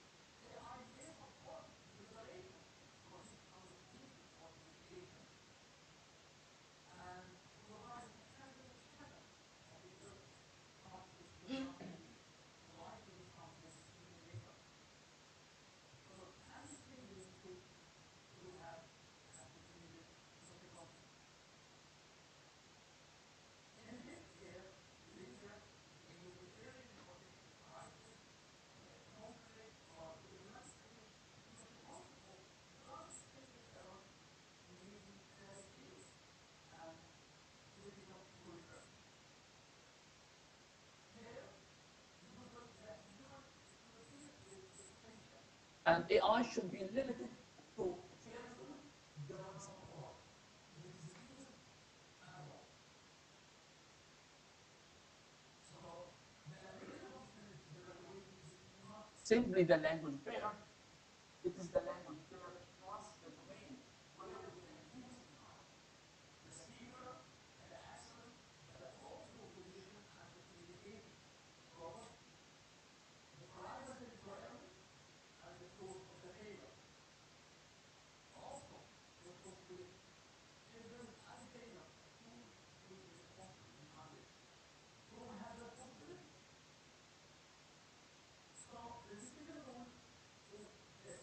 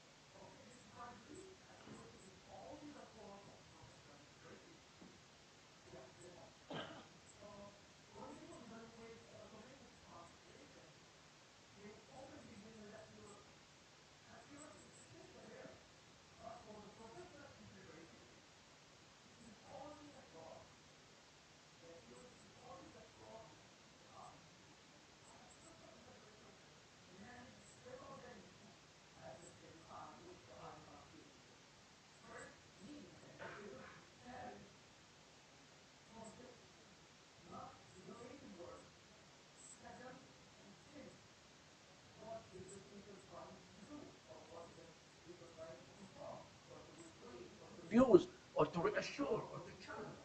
Because AI will never reach 100%. Third, the pragmatic thinker. What is implied from the politeness, the stance, the strategy, the humor, or the understatement of anyone speak? Fourth, the critical thought. What the responses, knowledge, or experiences shape how the message will be understood? Also, the interaction. Who has the fear? Who's being excluded? Who's classified meaning? And who can communication will be heard? Then ethics, complementarity, impartiality, and professional boundaries, and duty of care. So in Bahasa Malaysia, or in Malay language, there is a one single verb state, masuk air. When you speak with someone, you say, oh, dia masuk air. Masuk air, this simple phrase, it has a double meaning here. And I tested with my students. Most of the AI platforms, we use most of the AI platforms, computer vision, has just two simple phrases. None of the AI platforms is special. All of them fail. Just simple verb, which is masuk air here, it has double meaning. For example, we can say, oh, dia masuk air. Just to change the tone, it means, oh, this is very simple answer. Masuk air. But when you speak with, oh, masuk air, which means he has fallen into the water, or he has entered the water. You see, two different meanings from he don't come, or he's crazy, or are you crazy? To enter the water, or you swam in the water. Those are different meanings. And most AI platform, until it fails, it has the different meaning. Because here, this simple verb 100% depends on the intonation. The intonation and the body language, which AI cannot have that. So human interpreters integrate these dimensions under intense time pressure. This doesn't mean humans are perfect. We are not. Sometimes we have flaws, but it means the profession has made standards, accountability, and strict instructions for managing imperfection. When we cannot make it to AI, or AI won't be responsible for such kind of these mistakes. AI creates a patient rhythm because the prompt may arrive before meaning is secured. Before they secure the meaning, because there is very high level of heteronomy. Because the meaning is not there. The meaning is missing.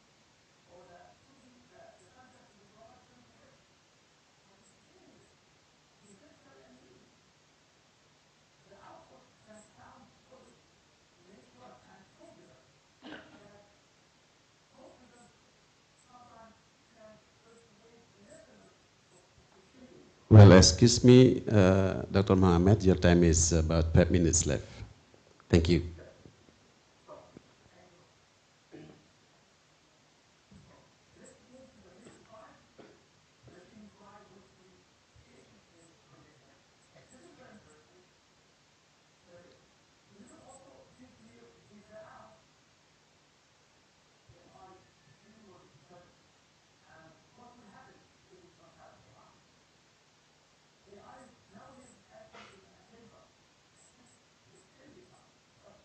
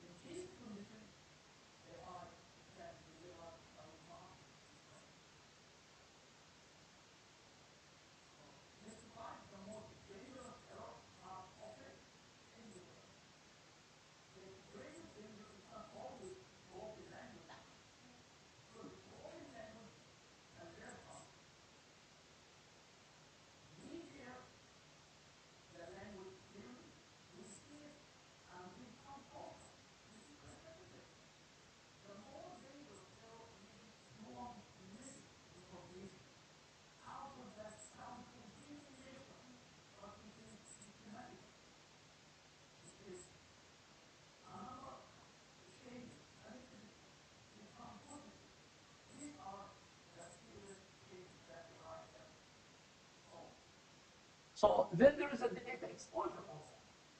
When we integrate AI, most of the technology you have exposed the data centers that manage or that operates AI. The lesson is simple. Fluency is not reliability. Evaluation must use replicated audio, video, technology, realistic conditions, and the actual what the system is supposed to serve.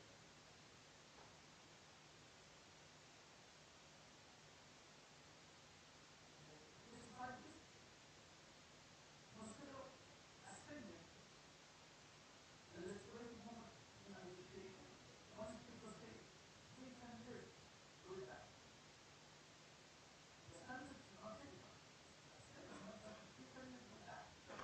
Machine can produce electrically assisted conversation here. What does the speaker mean? Is it approval? Is it a resignation? Is it a warning that the argument is barely applicable? Or is it a tactical ambiguity designed to keep the conversation moving without making a conflict? So the word alone do not answer this question. A professional interpreter reads the room, understand the consequences of the speaker, who has authority, who was safe, what was safe area, what promises have already been mentioned, what is the stage of decision made, and at the end, the human interpreter has to understand the audience to be able to interpret correctly. But the eye, if he needs any of these settings, the translation will go wrong.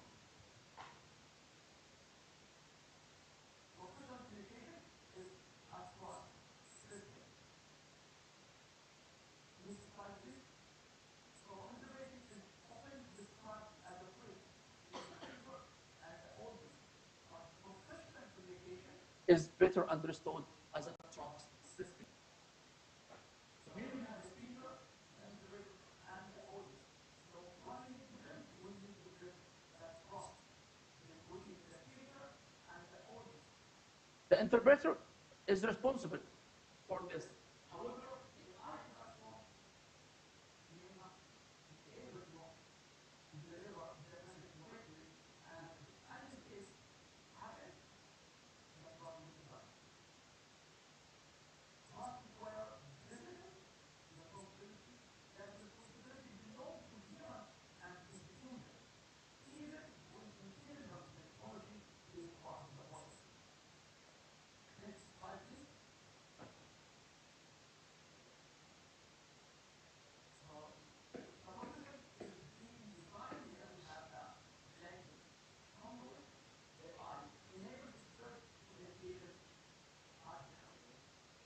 This is a process of what ISoBispro has unfolded. So in the past, the interpreter was often described as a language conduit whose primary output was accurate over trust scale. But today, the emerging rule is that AI-enabled experts who prepare the recording use consistent and correct output that manage uncertainty and explain risk. The next rule is even prouder. The communication architect, the professional deliberate in designing communication system, choose evaluation method and set quality threshold. Data protection, create feedback, and ensure that people cannot speak with impunity in the AI platform. In another word, Diallo moves from producing words alone to developing communication output. This is what we are looking for. The future professional will not only ask, how should I interpret this message? But they will ask, the professional usually will ask, how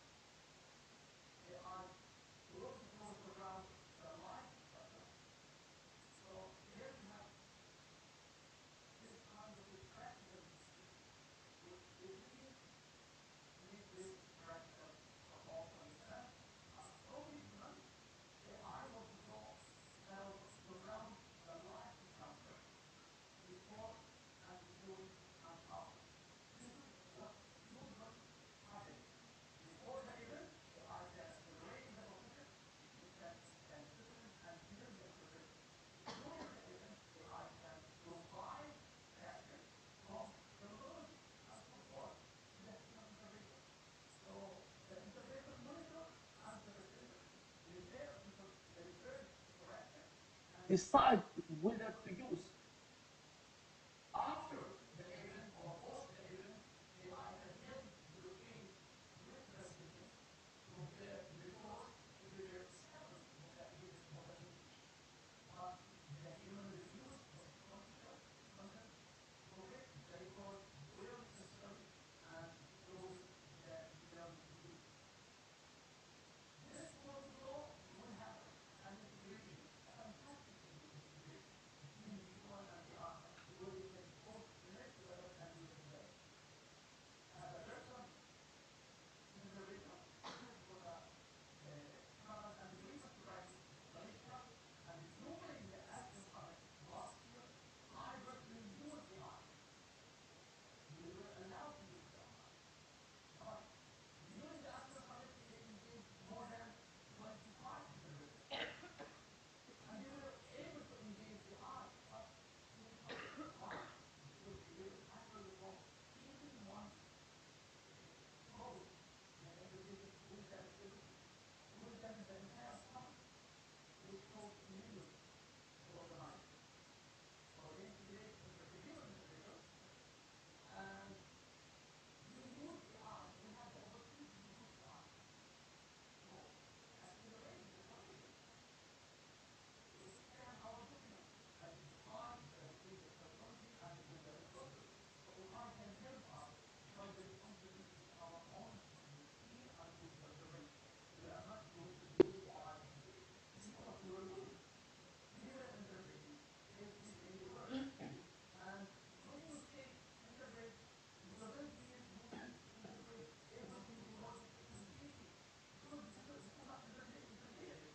If you interpret every single word, you are still making mistakes because you're wrong. You need to interpret the content. For example, let's take a mistake.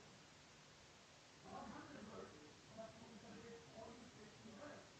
Why? Because you need to interpret the content, not to interpret every word that you will see. You need to interpret what is the message and to deliver the message that the speaker is trying to say. So the goal is automate a system, preserve human authority, within speed, and scale without sovereignty threatened. So the last two slides. Tomorrow integrators need a wider competence stack. This is what we need to prepare for our tomorrow integrators. This transformation has direct implications for education and for professional development. First, the integrators must regain the foundation, deep listening, analysis, formulation, memory, delivery, interactive engagement, and critical practices. If technology does not make these skills less important, it makes way from understanding easier to write or easier to hide. Second, integrators need domain expertise. You have to be an expert in certain domain. For example, law, health, public health, diplomacy, business, education. You have to choose the need of your expertise. You have to be expert in certain areas.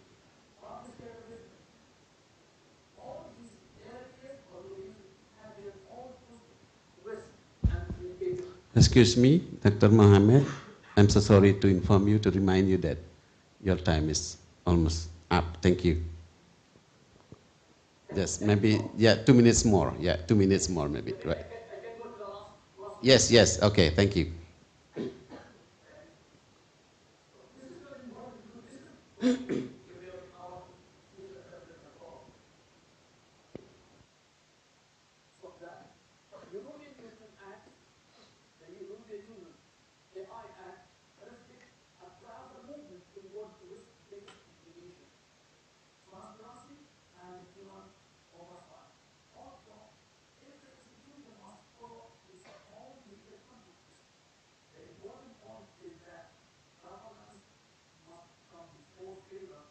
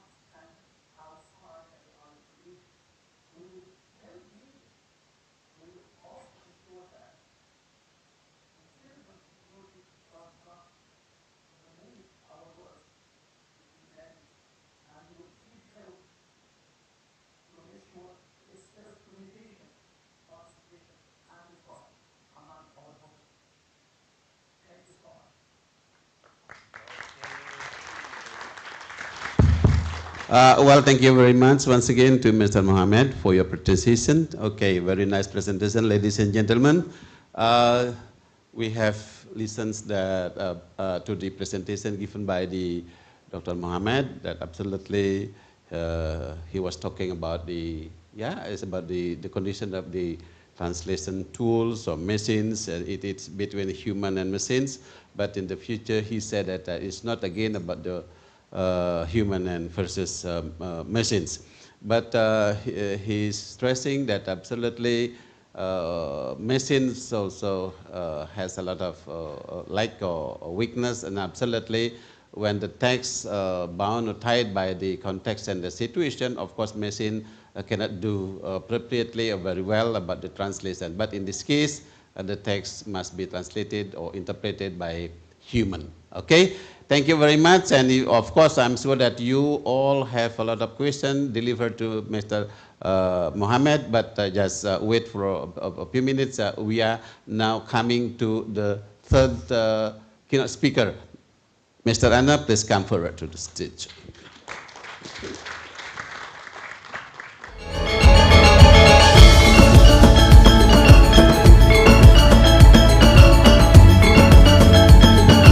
Well, ladies and gentlemen, the participants of the international student seminars of ISoBispro. Now we come to the third keynote speakers. He's from our university, and now he's the dean of our faculty of letters.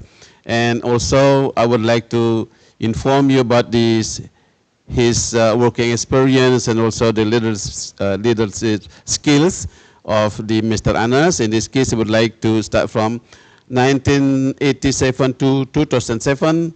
He was an English teacher at intensive English course, IC Jakarta, Denpasar branch. And I mean, at that time, this English course was very famous and popular in Denpasar. And in 1987 to present, he is a legal English, Indonesian English translator and interpreter. And from 1987 to present, he is a court interpreter for cases involving English-speaking foreigners in Bali especially, and sometimes also he's got a job beyond Bali. And also from 1987 to present, he is the legal interpreter for police, prosecutors, immigration office, custom office, and notary offices. From 1990 to present, he is a lecturer at English Department, Faculty of Letters, Warmadawa University in Denpasar. And from 2007 to present, English teacher and translator of Innovative English Center in Denpasar. And from 2020 to present, he is also lecturer at the graduate program Magister of Linguistics, Warmadawa University. And about his leadership skills, he has ever been a branch manager of intensive English course of Denpasar. From 2007 to present, director of Innovative English Center. From 2008 to 2012, Secretary of English Department, Faculty of Letters, Warmadawa University. And from 2012 to 2015, he was a head of English Department, Faculty of Letters, Warmadawa University. And from 2012 to present, members of HPI, Himpunan Penerjemah Indonesia. And from 2024 to present, he is the Dean of Faculty of Letters, Warmadawa University. And as I told you that Mr. Anna, of course, if you live in Denpasar, almost you know that he is a very famous interpreter, especially in the court of Denpasar or other cities in Bali. Okay, right now, here we would like to invite Dr. Bayan Anna to present his own paper, and absolutely maybe the time is about 20 or 25. Is enough, MB? Okay, time is yours. Thank you. Thank you very much. Technology. Make it louder, please.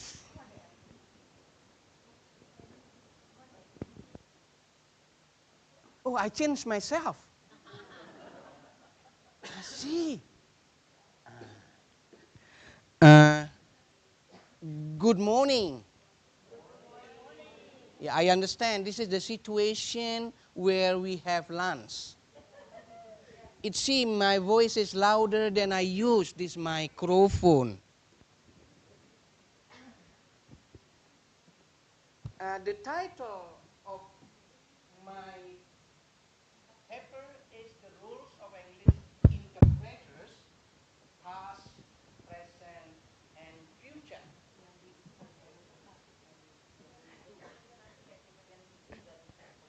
In answering fair justice for foreign nationals. I love this situation. This topic, disclaimer first. Well, I have no expertise in interpreting. That's the first one. I only have experience as an interpreter for more or less, not so long time, maybe more or less 35 years. So what I try to explain here today is about the situation of legal interpreters. The situation of legal interpreters from before 2000 and between 2021 to 2025. Why in this between this one? Because 2023 until 2024, I did joint research with RMIT. So that's the reason why I would like to share the result what we experienced before. And then, of course, this article is inspired by the situation of Bali. Next slide, please.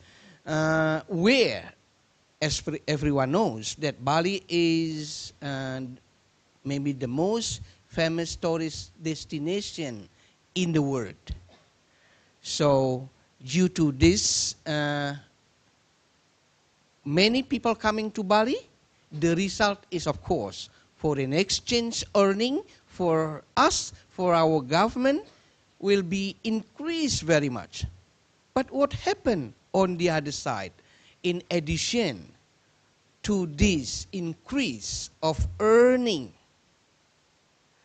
due to the mobility, greater mobility of people around the world to Bali, so various crime also occurred in Bali. From a very simple one, misdemeanor like stealing helmet, just yes, very small cases, into a bigger one, drug cases, a bigger one, murder, and then sometimes this is the very, let's say, very bad case is rape. Yeah, so also occur in Bali. Now, in this situation, the needs for interpreters are very crucial. Next, please. So, why interpreters are important in this case?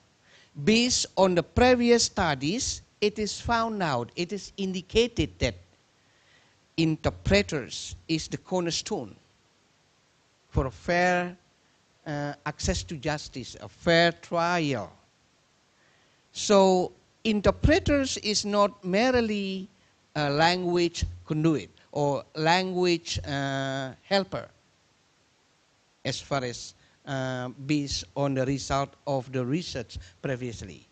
So because if the interpreter interpret, let's say, incomplete or insufficient, of course, the foreign national will understand the charge, will understand the testimony insufficient. As the result, there would be legal risk. If I may say, interpreter determines the destiny of the foreign nationals involving in the crime or in the criminal cases. If it is civil cases like custody, child custody for instance, so interpreter will determine whether the foreign national will have the custody for the child or not. So it is very important. In context of Bali, too many cases occurred in Bali, so interpreter is surely very crucial for law enforcers in Bali. Next slide, please. So even though the interpreters are very important based on the result, previous result, interpreters also or interpreting process also found some issues. What are the issues? First one, I'm so sorry to say here, before 2000, the interpreters are ad hoc. Why ad hoc? To many cases, only limited availability of interpreters who can interpret in success time. So I am in the court and then police in North Sector Police, Kuta cannot find the interpreter. So as a result, they have just used ad hoc. Who are ad hoc interpreters here? Could be the police himself, could be the driver taking the foreign national to the place, could be the household assistant. So it's really ridiculous. Just to answer the question, please ask the foreigner whether he is in healthy condition physically or not. The question is, are you in healthy condition physically and mentally? That's the question. And the household interpreter, the household assistant interpreter just say, you helped? So, really ridiculous at the time. But in addition to ridiculous, there is no certification at the time. And even up to now, we don't have any certification for legal interpreters. Who knows someday? Yeah, who knows someday the government will take care with the situation, and then we can certify those who can be an interpreter in the legal setting. And then, because of ad hoc interpreters, no certification, big gap will occur. What are their terminology? The terminology problem is not only for professional one. Yeah, of course, professional will experience terminology problem, of course, because the case is very various, many cases, so we cannot cope all the cases. We are not only talking about narcotic cases. For me, narcotic cases, perhaps I can understand. But and then later on, what about the rape case? We start to, wow, new term again. So gap of terminology. And the last one, this is based on the research, lack of recognition. So interpreter is only supplement, only required during that process. After that, we don't need you anymore. So no recognition. That's really problem for us. Next, please. Now, based on this, the objective of my paper is also related to what was said by Ibu Alexandra, what was said by Mr. Alakat. Almost we come to the same situation later on. So what was the evaluation of the legal interpreters? And then what challenges are accounted by legal interpreters. And what about technology? Because of the technology, will technology replace legal interpreters? But once again, the serious problem of technology is power. So problem of technology, nothing, we cannot do anything. We lost everything. Like just now, even the operator cannot operate well, we lost everything. Electricity off, we lost everything. We work in the village, we cannot find internet. So that's a big problem of technology. Be careful for that one. So what the other objective is it possible for human interpreter and AI or whatever in collaboration? So meaning that not only human interpreter, but also we can collaborate for certain situation. That's we would like to propose. Ibu Alexa, Ibu Alex, later on Prof Ina and Ibu Inan. So what is the right formula for that one? Next one, please. So next, just skip, make it quick. Make it quick. For this research, I interviewed 22 participants, respondents, I mean. So, from prosecutor, it is hard to interview them, busy, and sometimes they don't want to say anything, or whatever. And then 6 police, this is with very special approach because I work there, so they can give some response. And then 7 lawyers. Lawyers is a little bit easier for us to approach, to give, to answer the interview. And 4 professional interpreters because we have limited one here. So next one, based on the result. Next, make it quick. Next.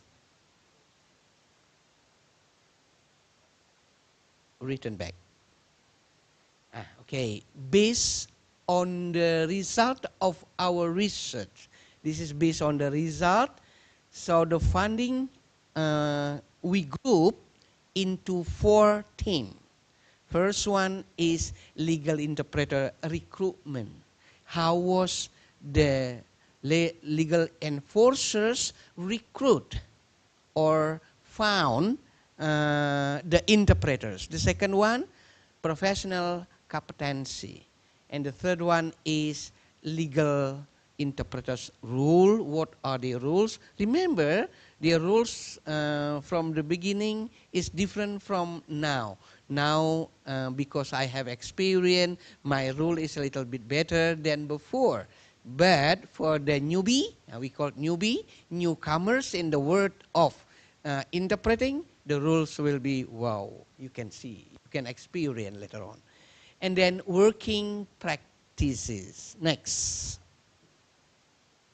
Okay, so if we look at from the evolution of legal interpreters from the past, before 2000, the place, even prosecutor, custom officer, immigration use ad hoc recruitment. They get a recommendation from friends. Mostly me will give the recommendation, Mr. Rana, can you come tomorrow? Cannot. So do you have any recommendation? So I recommend only people I know. Of course I did not recommend, even though you are professional, but I didn't know, I did not recommend. So very limited.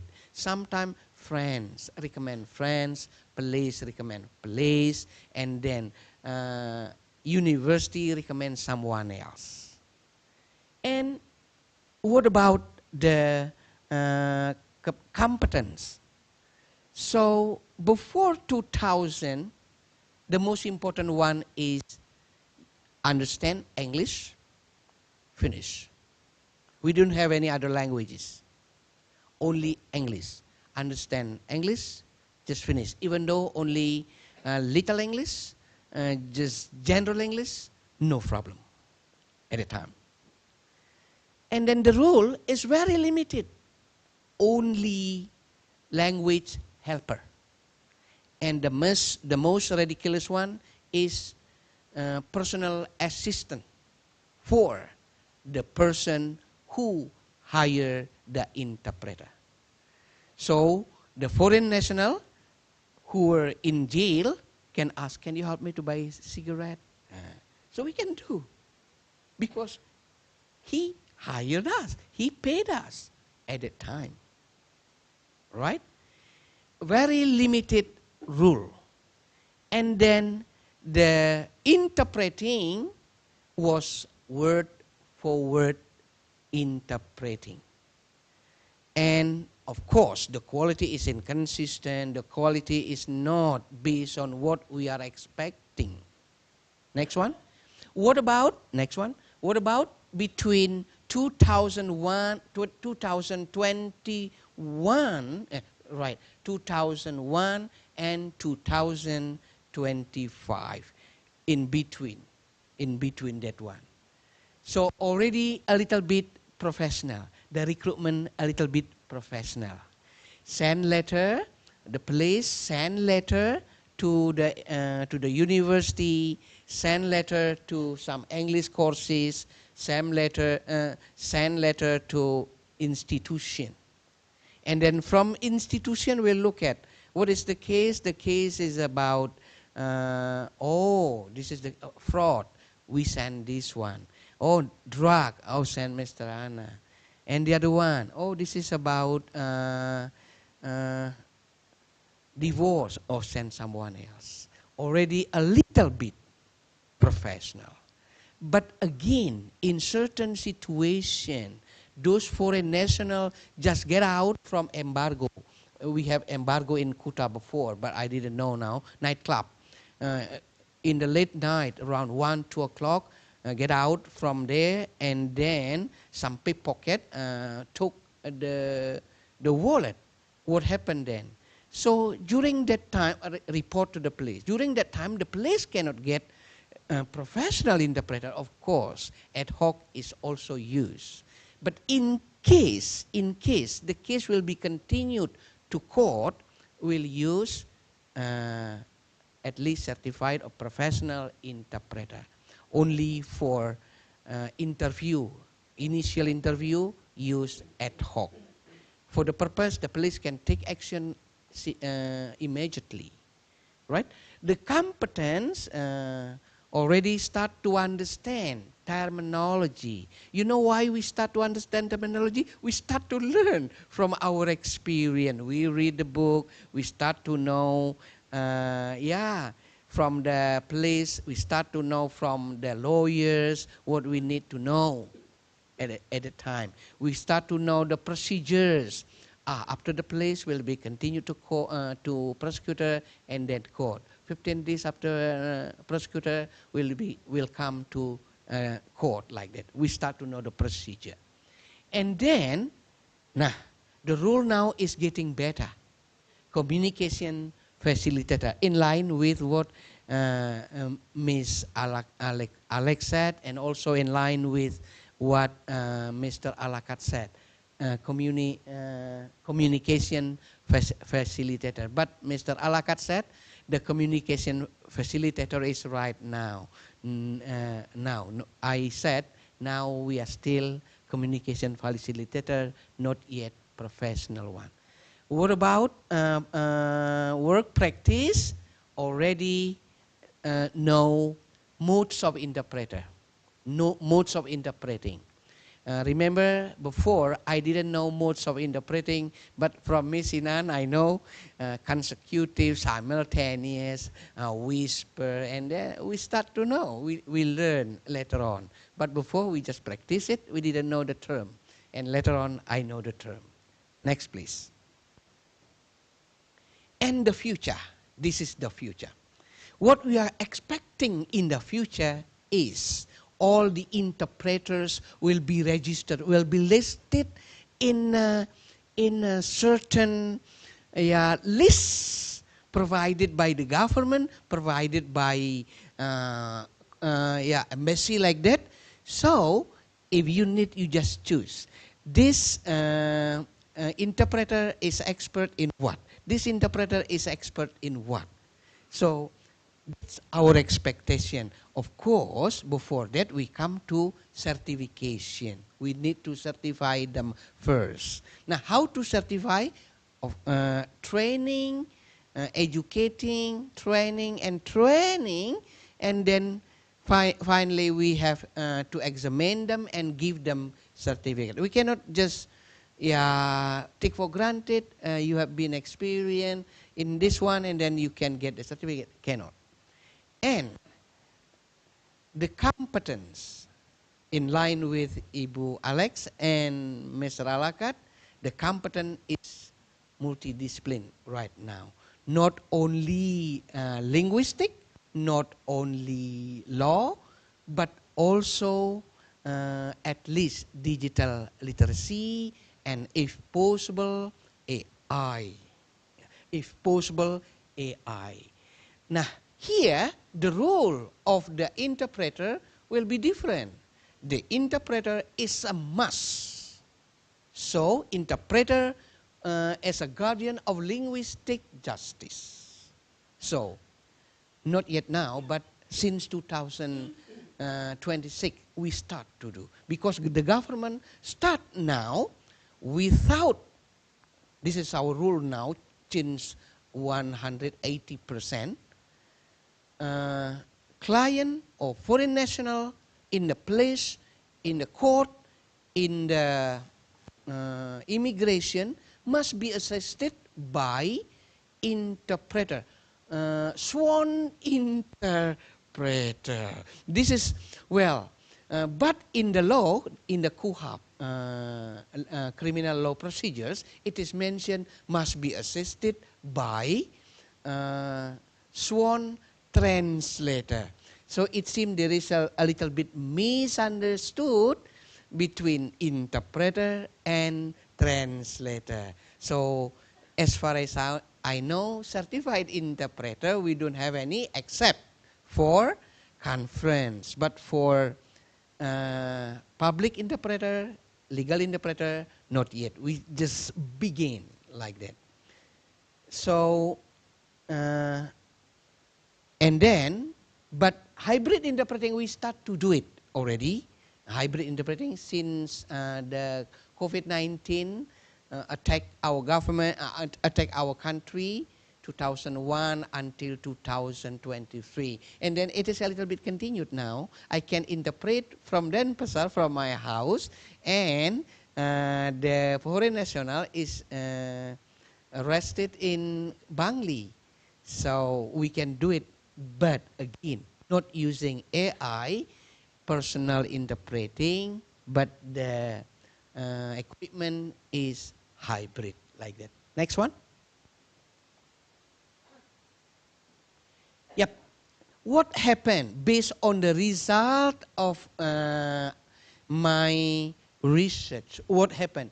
There was a change of recruitment from in the past ad hoc, informal, relying on personal networks such as tour guide or business, and then a little bit now change again, formal, and then if the case in the court will issue a letter of order asking or ordering someone to be an interpreter.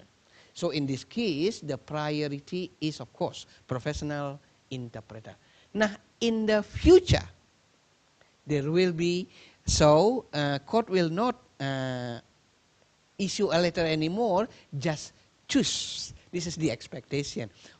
Our hope is that the court will choose, oh, this is in Karangasem already, this is in Badung, and this is still not yet work, we choose this one. So, if possible, this is a dream of, an interpreter in the future. Next one. There was also a change of competencies. Change. What happened?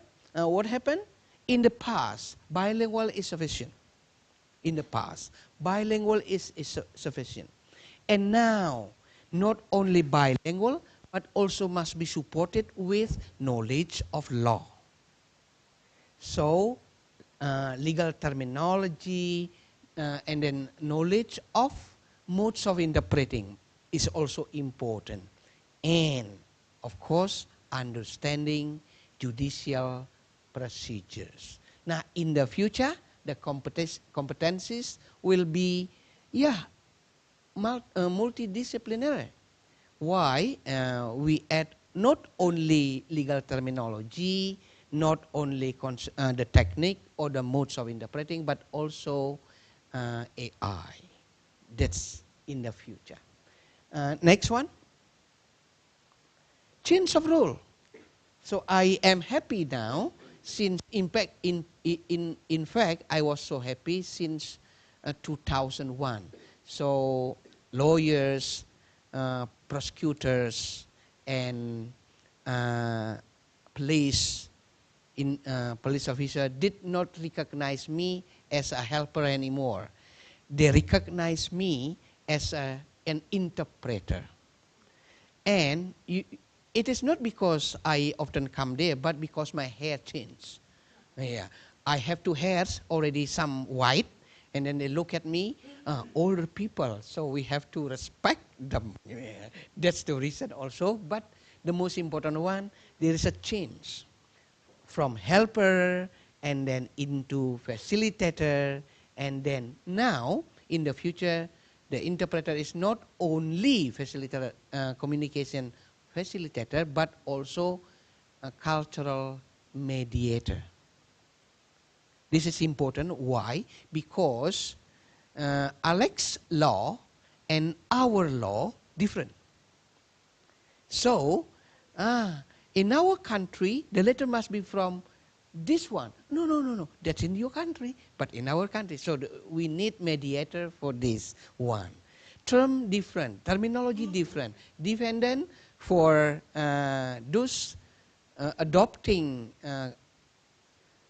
common law, defendant is different from here. Defendant here is for civil case. Defendant there can be for civil case or can be for criminal case. So different. So this should be mediated by interpreter in the future. Next one, please. Nah. Yep. Okay, no worries. Expected there will be collaboration between human interpreter and AI. So which part AI can take the position of interpreter? So that's we are discussing later on in detail with expectation. We can educate students here, can educate people that AI is not everything in interpreting and translating. Next one. Some challenges. So I make it quick. Some challenges experienced by legal interpreters. So based on the 22 respondents, 21 said that legal interpreters lack of knowledge in law and also ad hoc. And 20 said because of ad hoc misinterpretation occur. And 20 respondents said not neutral. This is, I need to emphasize, why not neutral? Because at the time, we are hired by the lawyer, and then we go to the police with the lawyer. During our transportation from one place to the police, the lawyer always say, please help us, say like this, say like this. And then, so, you know, we feel under pressure. Otherwise, if it is not successful, we are not paid. Still under pressure. And then, in the police office also, please help. Ask your client to say this, ask your client to say that. So, also, at that time, but later on, change, like I said just now. Next one. And next one, please. Okay. So this is the last word I would like to say. legal interpreters in the past, present, and future getting evolved better and better. And then human interpreter and interpreting may have collaboration. So we cannot rely on the AI itself. Thank you. Okay, thank you very much, Mr. Dr. Anna, for your presentation. Of course, it's also a nice presentation. Well, ladies and gentlemen, just now Mr. Anna, Pak Anna, based on his research, has mentioned that the role of interpreters in Bali, and of course in this case, and he also feel sometimes is feeling happy, but sometimes is feeling bad or sad because of the situation he felt when he was in a police office, and also when he was an interpreter in a court. And also he mentioned that the condition of the interpreter, presence, the interpreters had ad hoc, informal interpreter, but in the future he expected that the all interpreter will become the formal interpreter. And of course, to become interpreter in the future, he mentioned that there are many competencies that should fulfilled or needed by the, if someone would like to be interpreters, okay? And the last, he also mentioned that the interpreter in the past is just helper, but in the present, interpreter becomes a facilitator. But in the future, he predicted that the interpreter will become the guardian of the cases faced by the society. Okay. And ladies and gentlemen, now we come to the last session, last terms of this session. It is a Q&R session, and of course, you all have some questions, or maybe you would like to express your insight or opinions to the all keynote speakers, because the topic discussed or presented by the all speakers looks very, very interesting. Yeah, and I think especially for the students, because you know that right now you feel that you are assisted or helped by the machine when you do the translation. Absolutely, as what the speakers mentioned or explained to us, that absolutely, yeah, human translator, human interpreter will be much better, okay? Especially when we do the translation for the text tied or bounded by the context and the situation. Okay, and we have 30 minutes for this term, so the last session, and we would like to invite 3 questioners, yeah, maybe 2 questioners from this room, and 1 questioner we would like to invite from a Zoom meeting. And especially for the operator, please help me to look for, to search the questioners from the Zoom meeting. Maybe you may choose 1 first, yeah, for the first. If we have still a time, we continue to the next terms, right? Okay. Yeah, please raise your, yes, okay. 1 student in the back and another? Okay, you, okay. We have 2, yeah? And 1 student from the, or 1 participant from the Zoom meeting? Yes? Okay, we are still waiting for the participation from the participant from the Zoom meeting. Okay, and, oh, you first, okay, okay. 1, sorry. It's okay, maybe next, yeah. Who is first? The student? Yeah? Okay. And please mention your name, and also your question will be delivered to, yeah, who, to among 3, or to Mr. Anno, or to Prof. Alex, or to Dr. Akad. Okay.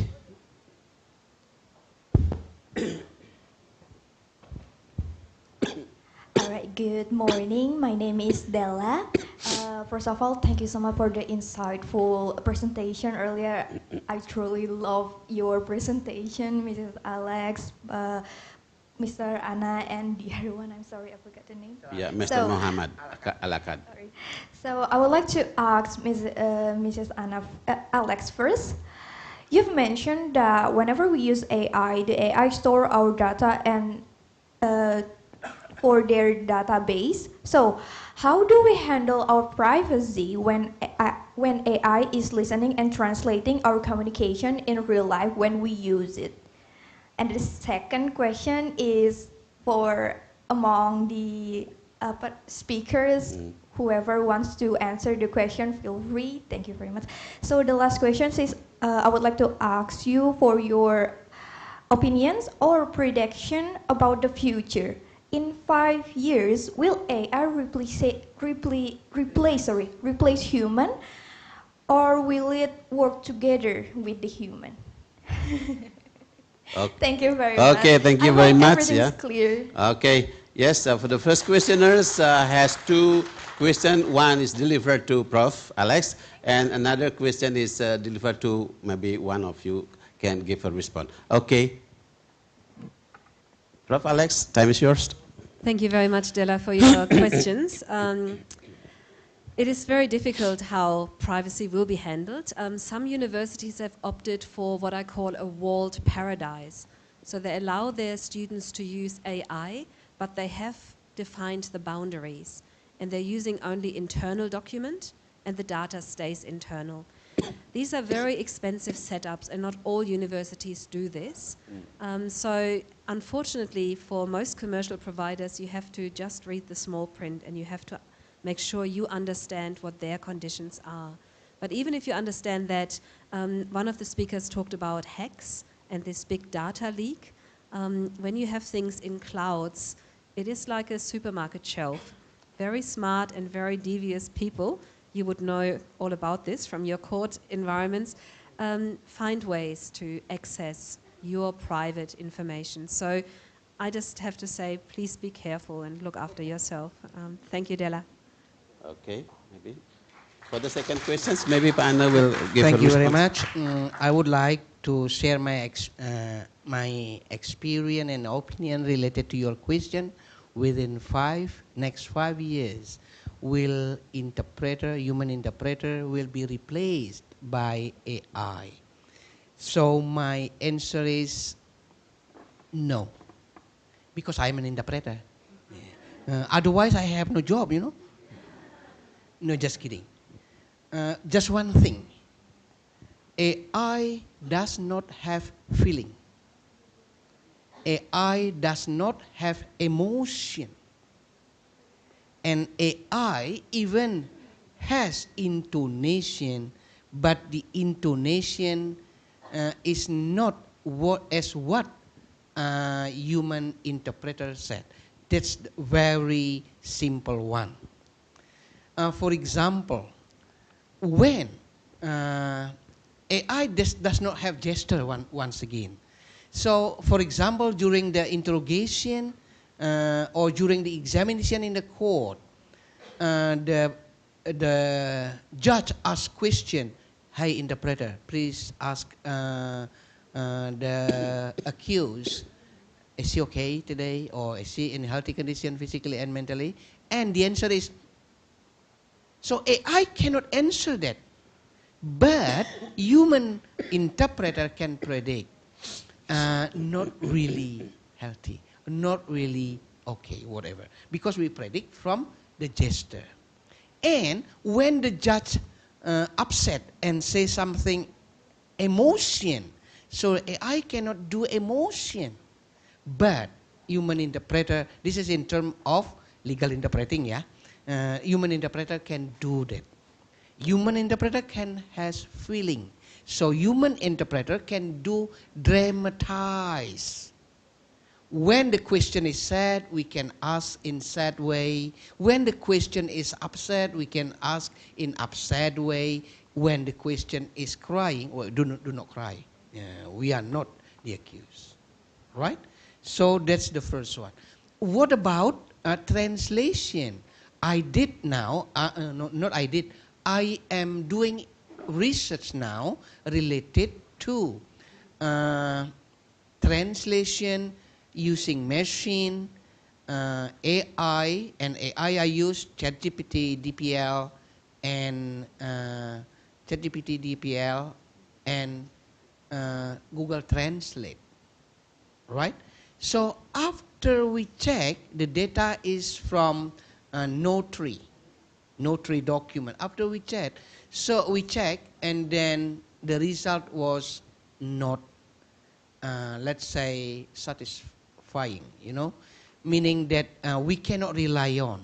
But for the translation, because students always use AI for translating something and for understanding something, this is only good for in terms of drafting. In case you make term paper, scripture later on, you can use it for drafting only. Drafting only, the rest you do. Right? And AI now have AI detector, can detect whether you use AI or not. If it is 100 AI, we cannot accept your work. Okay? That's why within next 5 years, I don't think AI can replace human interpreter. Thank you. Well, thank you very much, Pak Anna. Well, I think the answer of Pak Anna is very clear. Yeah, absolutely. Don't worry that human translator or interpreter will not never be replaced by the machine. I mean, in this case, a machine, because he mentioned that absolutely machine doesn't have many things. Yeah. Okay. Related to the process of the translation. And now, just a minute, we come to the questioners from the Zoom meeting. Okay, I read these questions, right? Hello, good afternoon. My name is Lisa and I'm a student. I wanna ask Prof. Alexandra. Okay, as you mentioned, technology is developing very quickly these days. In the past, we might never have imagined that a machine could talk to us like a human. Now, AI like ChatGPT can already copy human empathy. So it is possible that in the future, AI could understand our tone of voice and the situation we are talking about. If AI can become more empathetic, don't you think this could be a challenge or even a threat to human interpreters? Okay. If so, do you think there should be rules to stop AI from completely replacing human interpreters? Are there already any rules about this? What are your thoughts on this? Thank you very much. And please, Prof. Alexandra, okay, give what is it, insights to the questioners absolutely in this case. Right, thank you. Thank you, Lisa. What a difficult question. There are predictions, but sometimes I think they are advertisements by AI company that the next stage of AI will be sentience. That we will have the most wonderful relationships with our AIs and that they will be so much better than humans to have a relationship with. I think it is really only advertisement, hocus pocus. I don't believe in sentience of machines in the very, very near future. So 5 years, I don't think so. Or at least I hope so. Vayan, what would you answer, Lisa? Once again, okay. I also, my friends is also ChatGPT and Gemini. To my friends. So I always say, good morning, Gemini. I always say like that to Gemini. And then he said, good morning, Wayan, because he know me. But I didn't know why he know my name. Oh, I understand. When I register, my name is Iwayan Anna. So they start to call me Wayan. Again, I don't think, even though empathy okay, but in terms of interpreting, so we tried already the voice of AI, still flat, roboting. Yeah, still flat and roboting. So it will be clearer if it is with facial expression. That's why I believe within 5 years, AI, ChatGPT, or Gemini, whatever, cannot replace human interpreter or human translator, because AI is not a god who can answer everything, who can know everything. No, no, I don't think so. AI is also made by human, and then it has limitation. This is my belief. So I don't think it can replace human interpreter and translator. But I also happy can help our student understanding at least book within minutes. Yeah. So once again, for beginner, for drafting, okay. But for the last final decision must be completed with human touch. Thank you. Okay. Well, thank you very much, Prof. Lisa, Dr. Anna, for the response of the question given by Lisa. Thank you, Lisa, for your questions. Okay. Now we come to, yes. No. In the back? Back first, okay. The back first, okay. Okay. Yes, time's yours. Thank you very much. I want to ask to Professor Ludwig. Good morning. Thank you very much for your inspiring presentations. My name is Nia. I'm a lecturer in the Department of Language Education from Brawijaya University, and I'm currently conducting research on evaluating the pedagogical quality of ChatGPT's explanation of Indonesian grammar for learners of Indonesian as a foreign language. We call it BIPA. And your presentations made me think that is a very important question for me.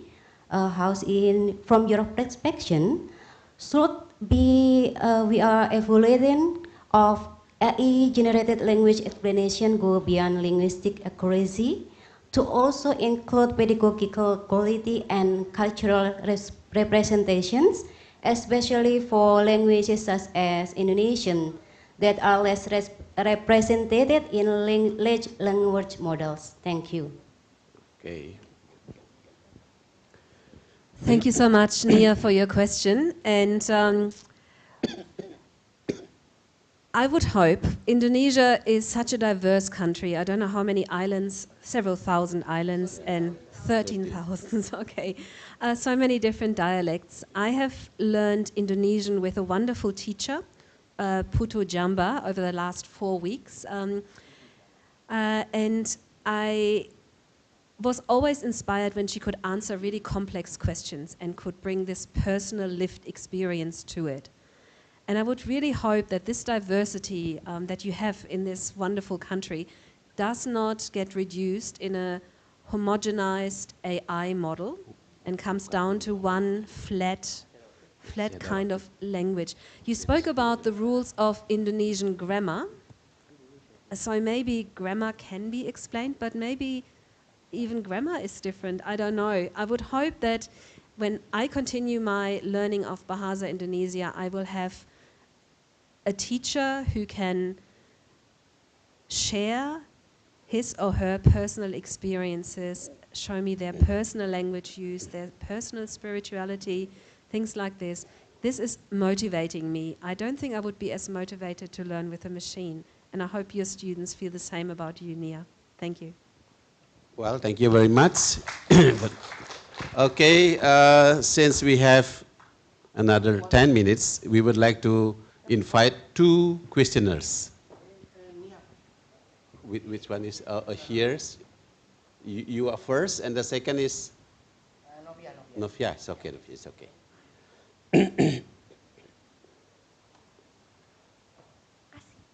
Let's make your questions very simple, right? First of all, thank you for the chance given to me, and thank you so much for the amazing presentations. I would like to ask, among all of the keynote speakers today, who would like to answer my questions. So I've seen people dependent on using AI to interpret, and as we know, AI cannot 100% interpret human language. because they don't have feelings and emotions. But if it continues on and on in the future, does it affect how humans use language in a certain way? Thank you so much. Okay. Yes. Okay, please.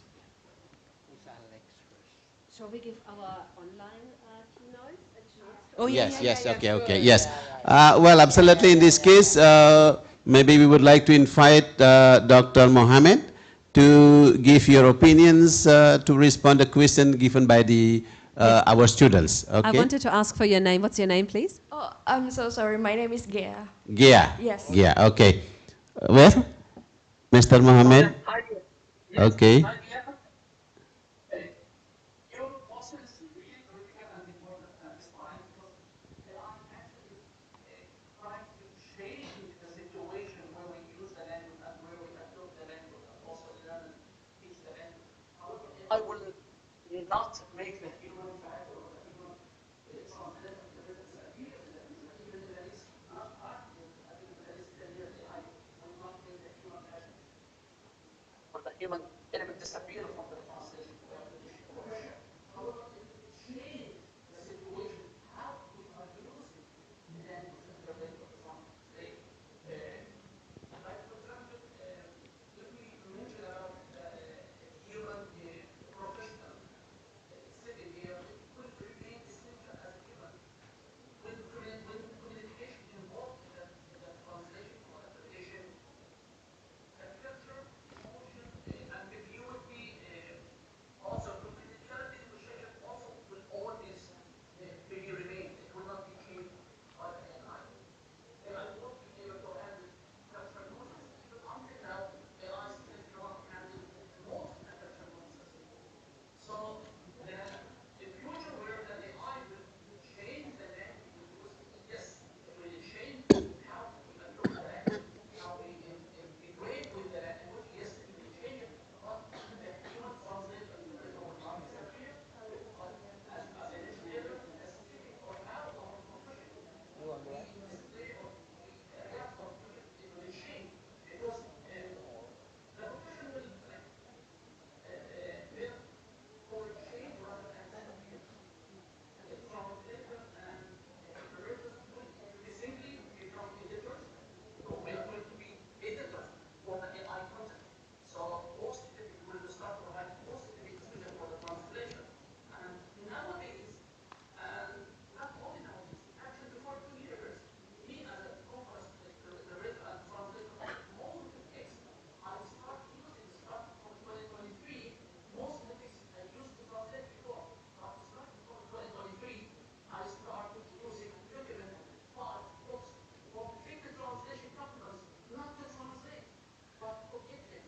Why? Because they want to cut what they ask AI, ChatGPT or DeepSeek to translate the document from language to language, and they send us as a translator to only edit, not to translate. So instead of paying, for example, let's say 5 USD fee or one USD per word, so you will be paying 5 cents or 6 cents USD per word.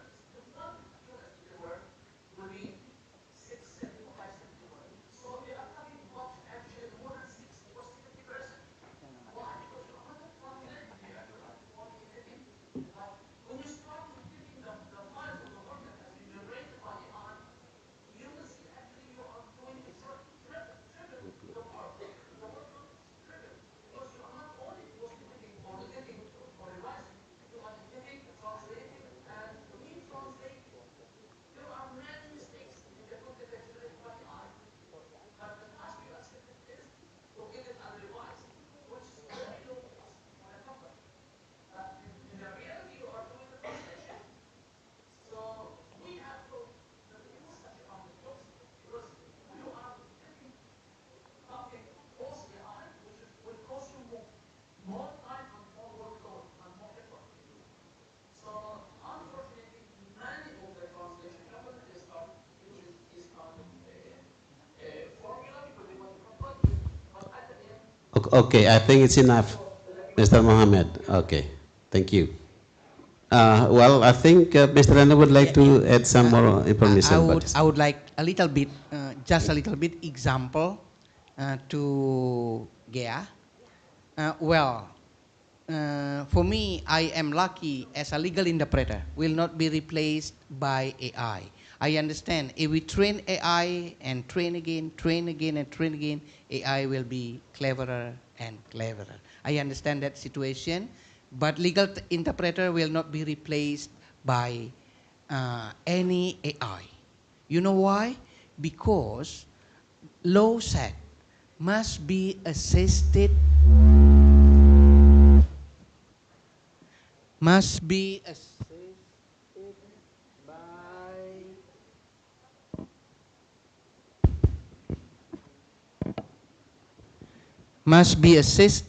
by sworn translator, meaning that in the document there will be signature of the interpreter. I cannot sign. And then sworn translator in the document, I cannot sign that. That's why will not be replaced as long as our government will not amend the law. If our government amend the law without signature, yeah, I think so. Thank you. Well, thank you very much, Pak Anna, for your additional information about to respond to the question given by Gia. Right? Yes. And now one more questioner. Okay, maybe your question should be very simple, okay, because we have a very limited time, right? Okay. Okay, time is yours. Okay. So, hi, respected speakers. I might be just going to straightforward to my question. So, I often think about how Your AI... name, please. Your name. Oh, okay. My name is Novia. I'm a 6th semester student in the Faculty of Letters. And so, I often think about how AI will affect our future careers, and as we all in here maybe realize, in this economy, so many companies are cutting their employee and replace it with AI. And I think like if AI can already translate language in seconds, and perhaps the future of translation is no longer about translating words, but about interpreting meaning, culture, and human intention. And I understand and also believe, as well as Mr. Anna said, that AI may not necessarily replace our futures, but it actually requires us to develop a wider range of competencies, from AI literacy and domain expertise to communication design. So my question is, as a students who are still building our professional identity, what competency do you think we should prioritize to developing first to stay relevant in this changing industry? Thank you. Well, thank you very much, because she is one of our students. I think we would like to invite Prof. Alexandra to give to answer this question. Thank you. Very difficult one to answer. I have just had a 4-week NCP-funded trip through Indonesia. And whenever the students said to me, I could now go out and meet Indonesians, or I could sit here and read a book and study, I said, choose life, choose experience. And I think as young people, I would say this: study, be surrounded by other bright and curious people. Your brain is still elastic and developing until you are 25. It is very absorbing. Use that time until you are mature very wisely, and you should be like a sponge. Take everything in and don't rely on AI too much. AI causes something that is called brain rot. It makes you very lazy. And also online results in doom scrolling. Young people becoming very sad and despondent. Life is wonderful. It's out there. Go out, but surround yourself with the right people from whom you can learn and with whom you can learn, and maybe put technology second. You are all digital natives. You have it. I have to acquire it harder. I need help when I need to beautify a PowerPoint presentation. You don't have to spending more time with AI. This will come naturally, but enjoy life, enjoy one another, and enjoy this world. It is wonderful. Learn out there. Okay, it means that, and especially for you, the students, if you would like to answer the what is it? A final test. Don't use AI to answer, right? Right. Yeah. Okay, I would thank like you. to add. I would like to add a little bit. I just would like to give you a practical answer. I understand and I experience. I am a translator. So 90% of my job gone. Gugatan, lawsuit, normally lawyer ask me to translate and we charge a lot, and then now not anymore because they translate using AI. What did I do? You know? And then after that, they need signature. And I said, oh, I need to proofread. So your job, your new job is not translating anymore, proofreading. And the charge of proofreading is same as translating. You know, if paid 100 per page, this is proofreading is also 100, same. So we don't lose our job. Second one is editor.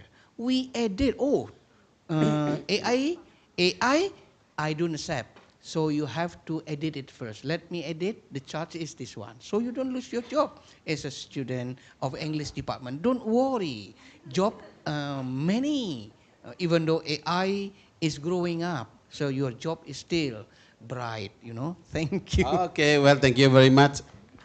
Anna, thank you very much for your additional information. Well, ladies and gentlemen, the participants of this international seminar, because time is up, and thank you very much for your attention for the first sessions. And once again, thank you very much for the all speakers, Prof. Alex, Mr. Anna, and Dr. Mohammed Alakat. Thank you very much for your presentation today, and of course what you presented at the moment I think will be very fruitful and useful for everyone joining this international seminar. Okay, and to end this session, please give applause to the all speakers. Thank you very much.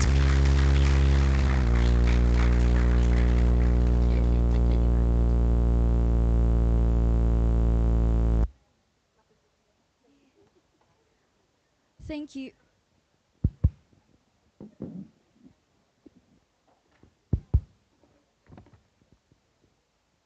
Thank you very much to Professor Cardane as our moderator, and we would like to thank all of the keynote speakers for the excellent presentation and the engaging discussions. This concludes our keynote speaker sessions and Q&A session. Ladies and gentlemen, we will now have a lunch and prayer break. Please enjoy your lunch and take this opportunity to perform your prayers. We kindly ask all participants to return to the venue before the next session break. The next agenda will be the plenary speaker session. Thank you and enjoy your lunch break.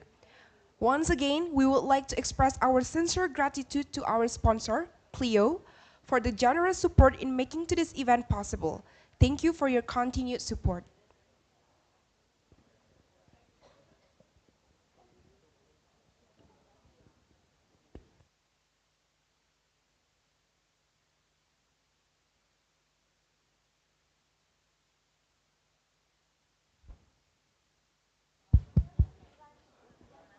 Bagi para peserta yang hadir on-site, kalian bisa menikmati lunch kalian dulu sebelum acara berikutnya dimulai selama 1 jam.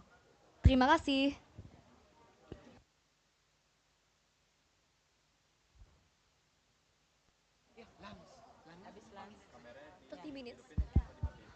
Mohon maaf, izin ralat sebelumnya, untuk lunch kita hanya menyediakan waktu sebanyak 30 menit saja.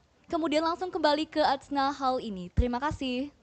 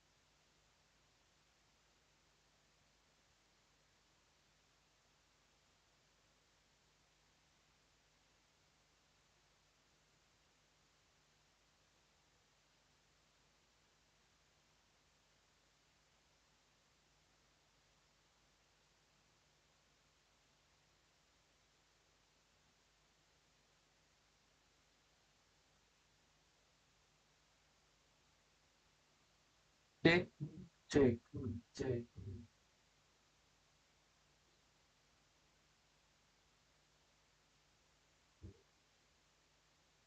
Cek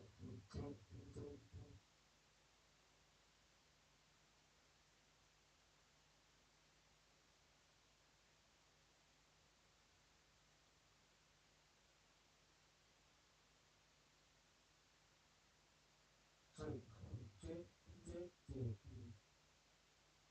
Tes 1 2 3.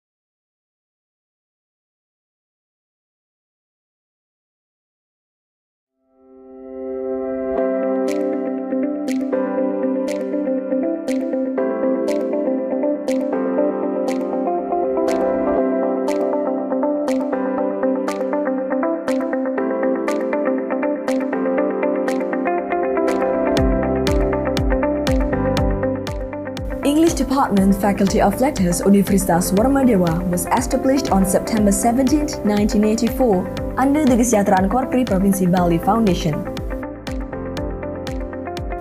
To be qualified faculty in literature with ecotourism insight and globally competitive in 2000.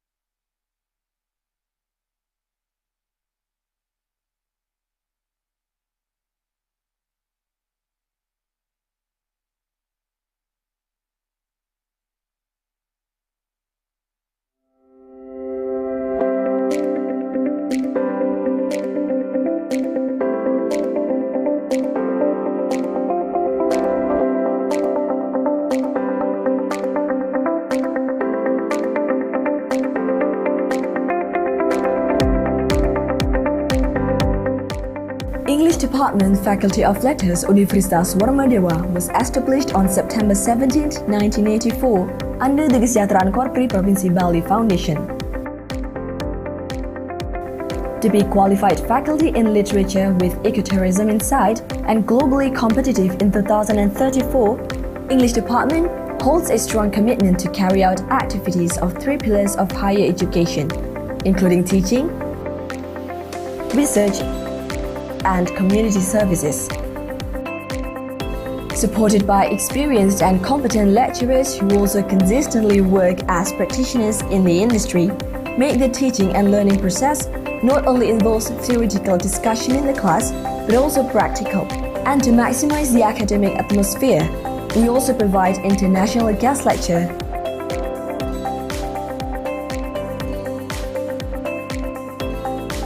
trainings, and languages proficiency tests for lecturers and students. Research and community services are also the main focus.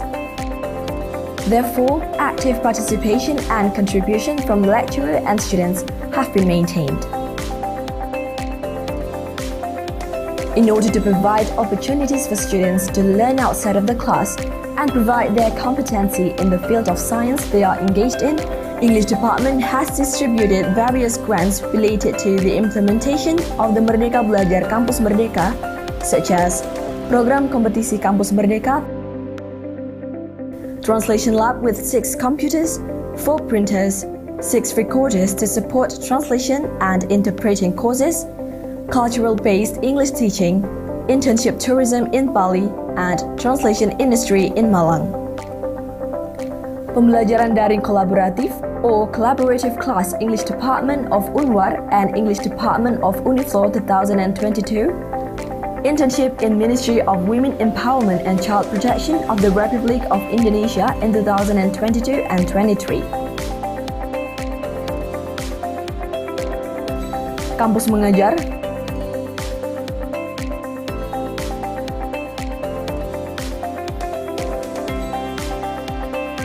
Pertukaran Mahasiswa Merdeka or PMM, Student Exchange, Indonesian International Student Mobility Awards or ISMA,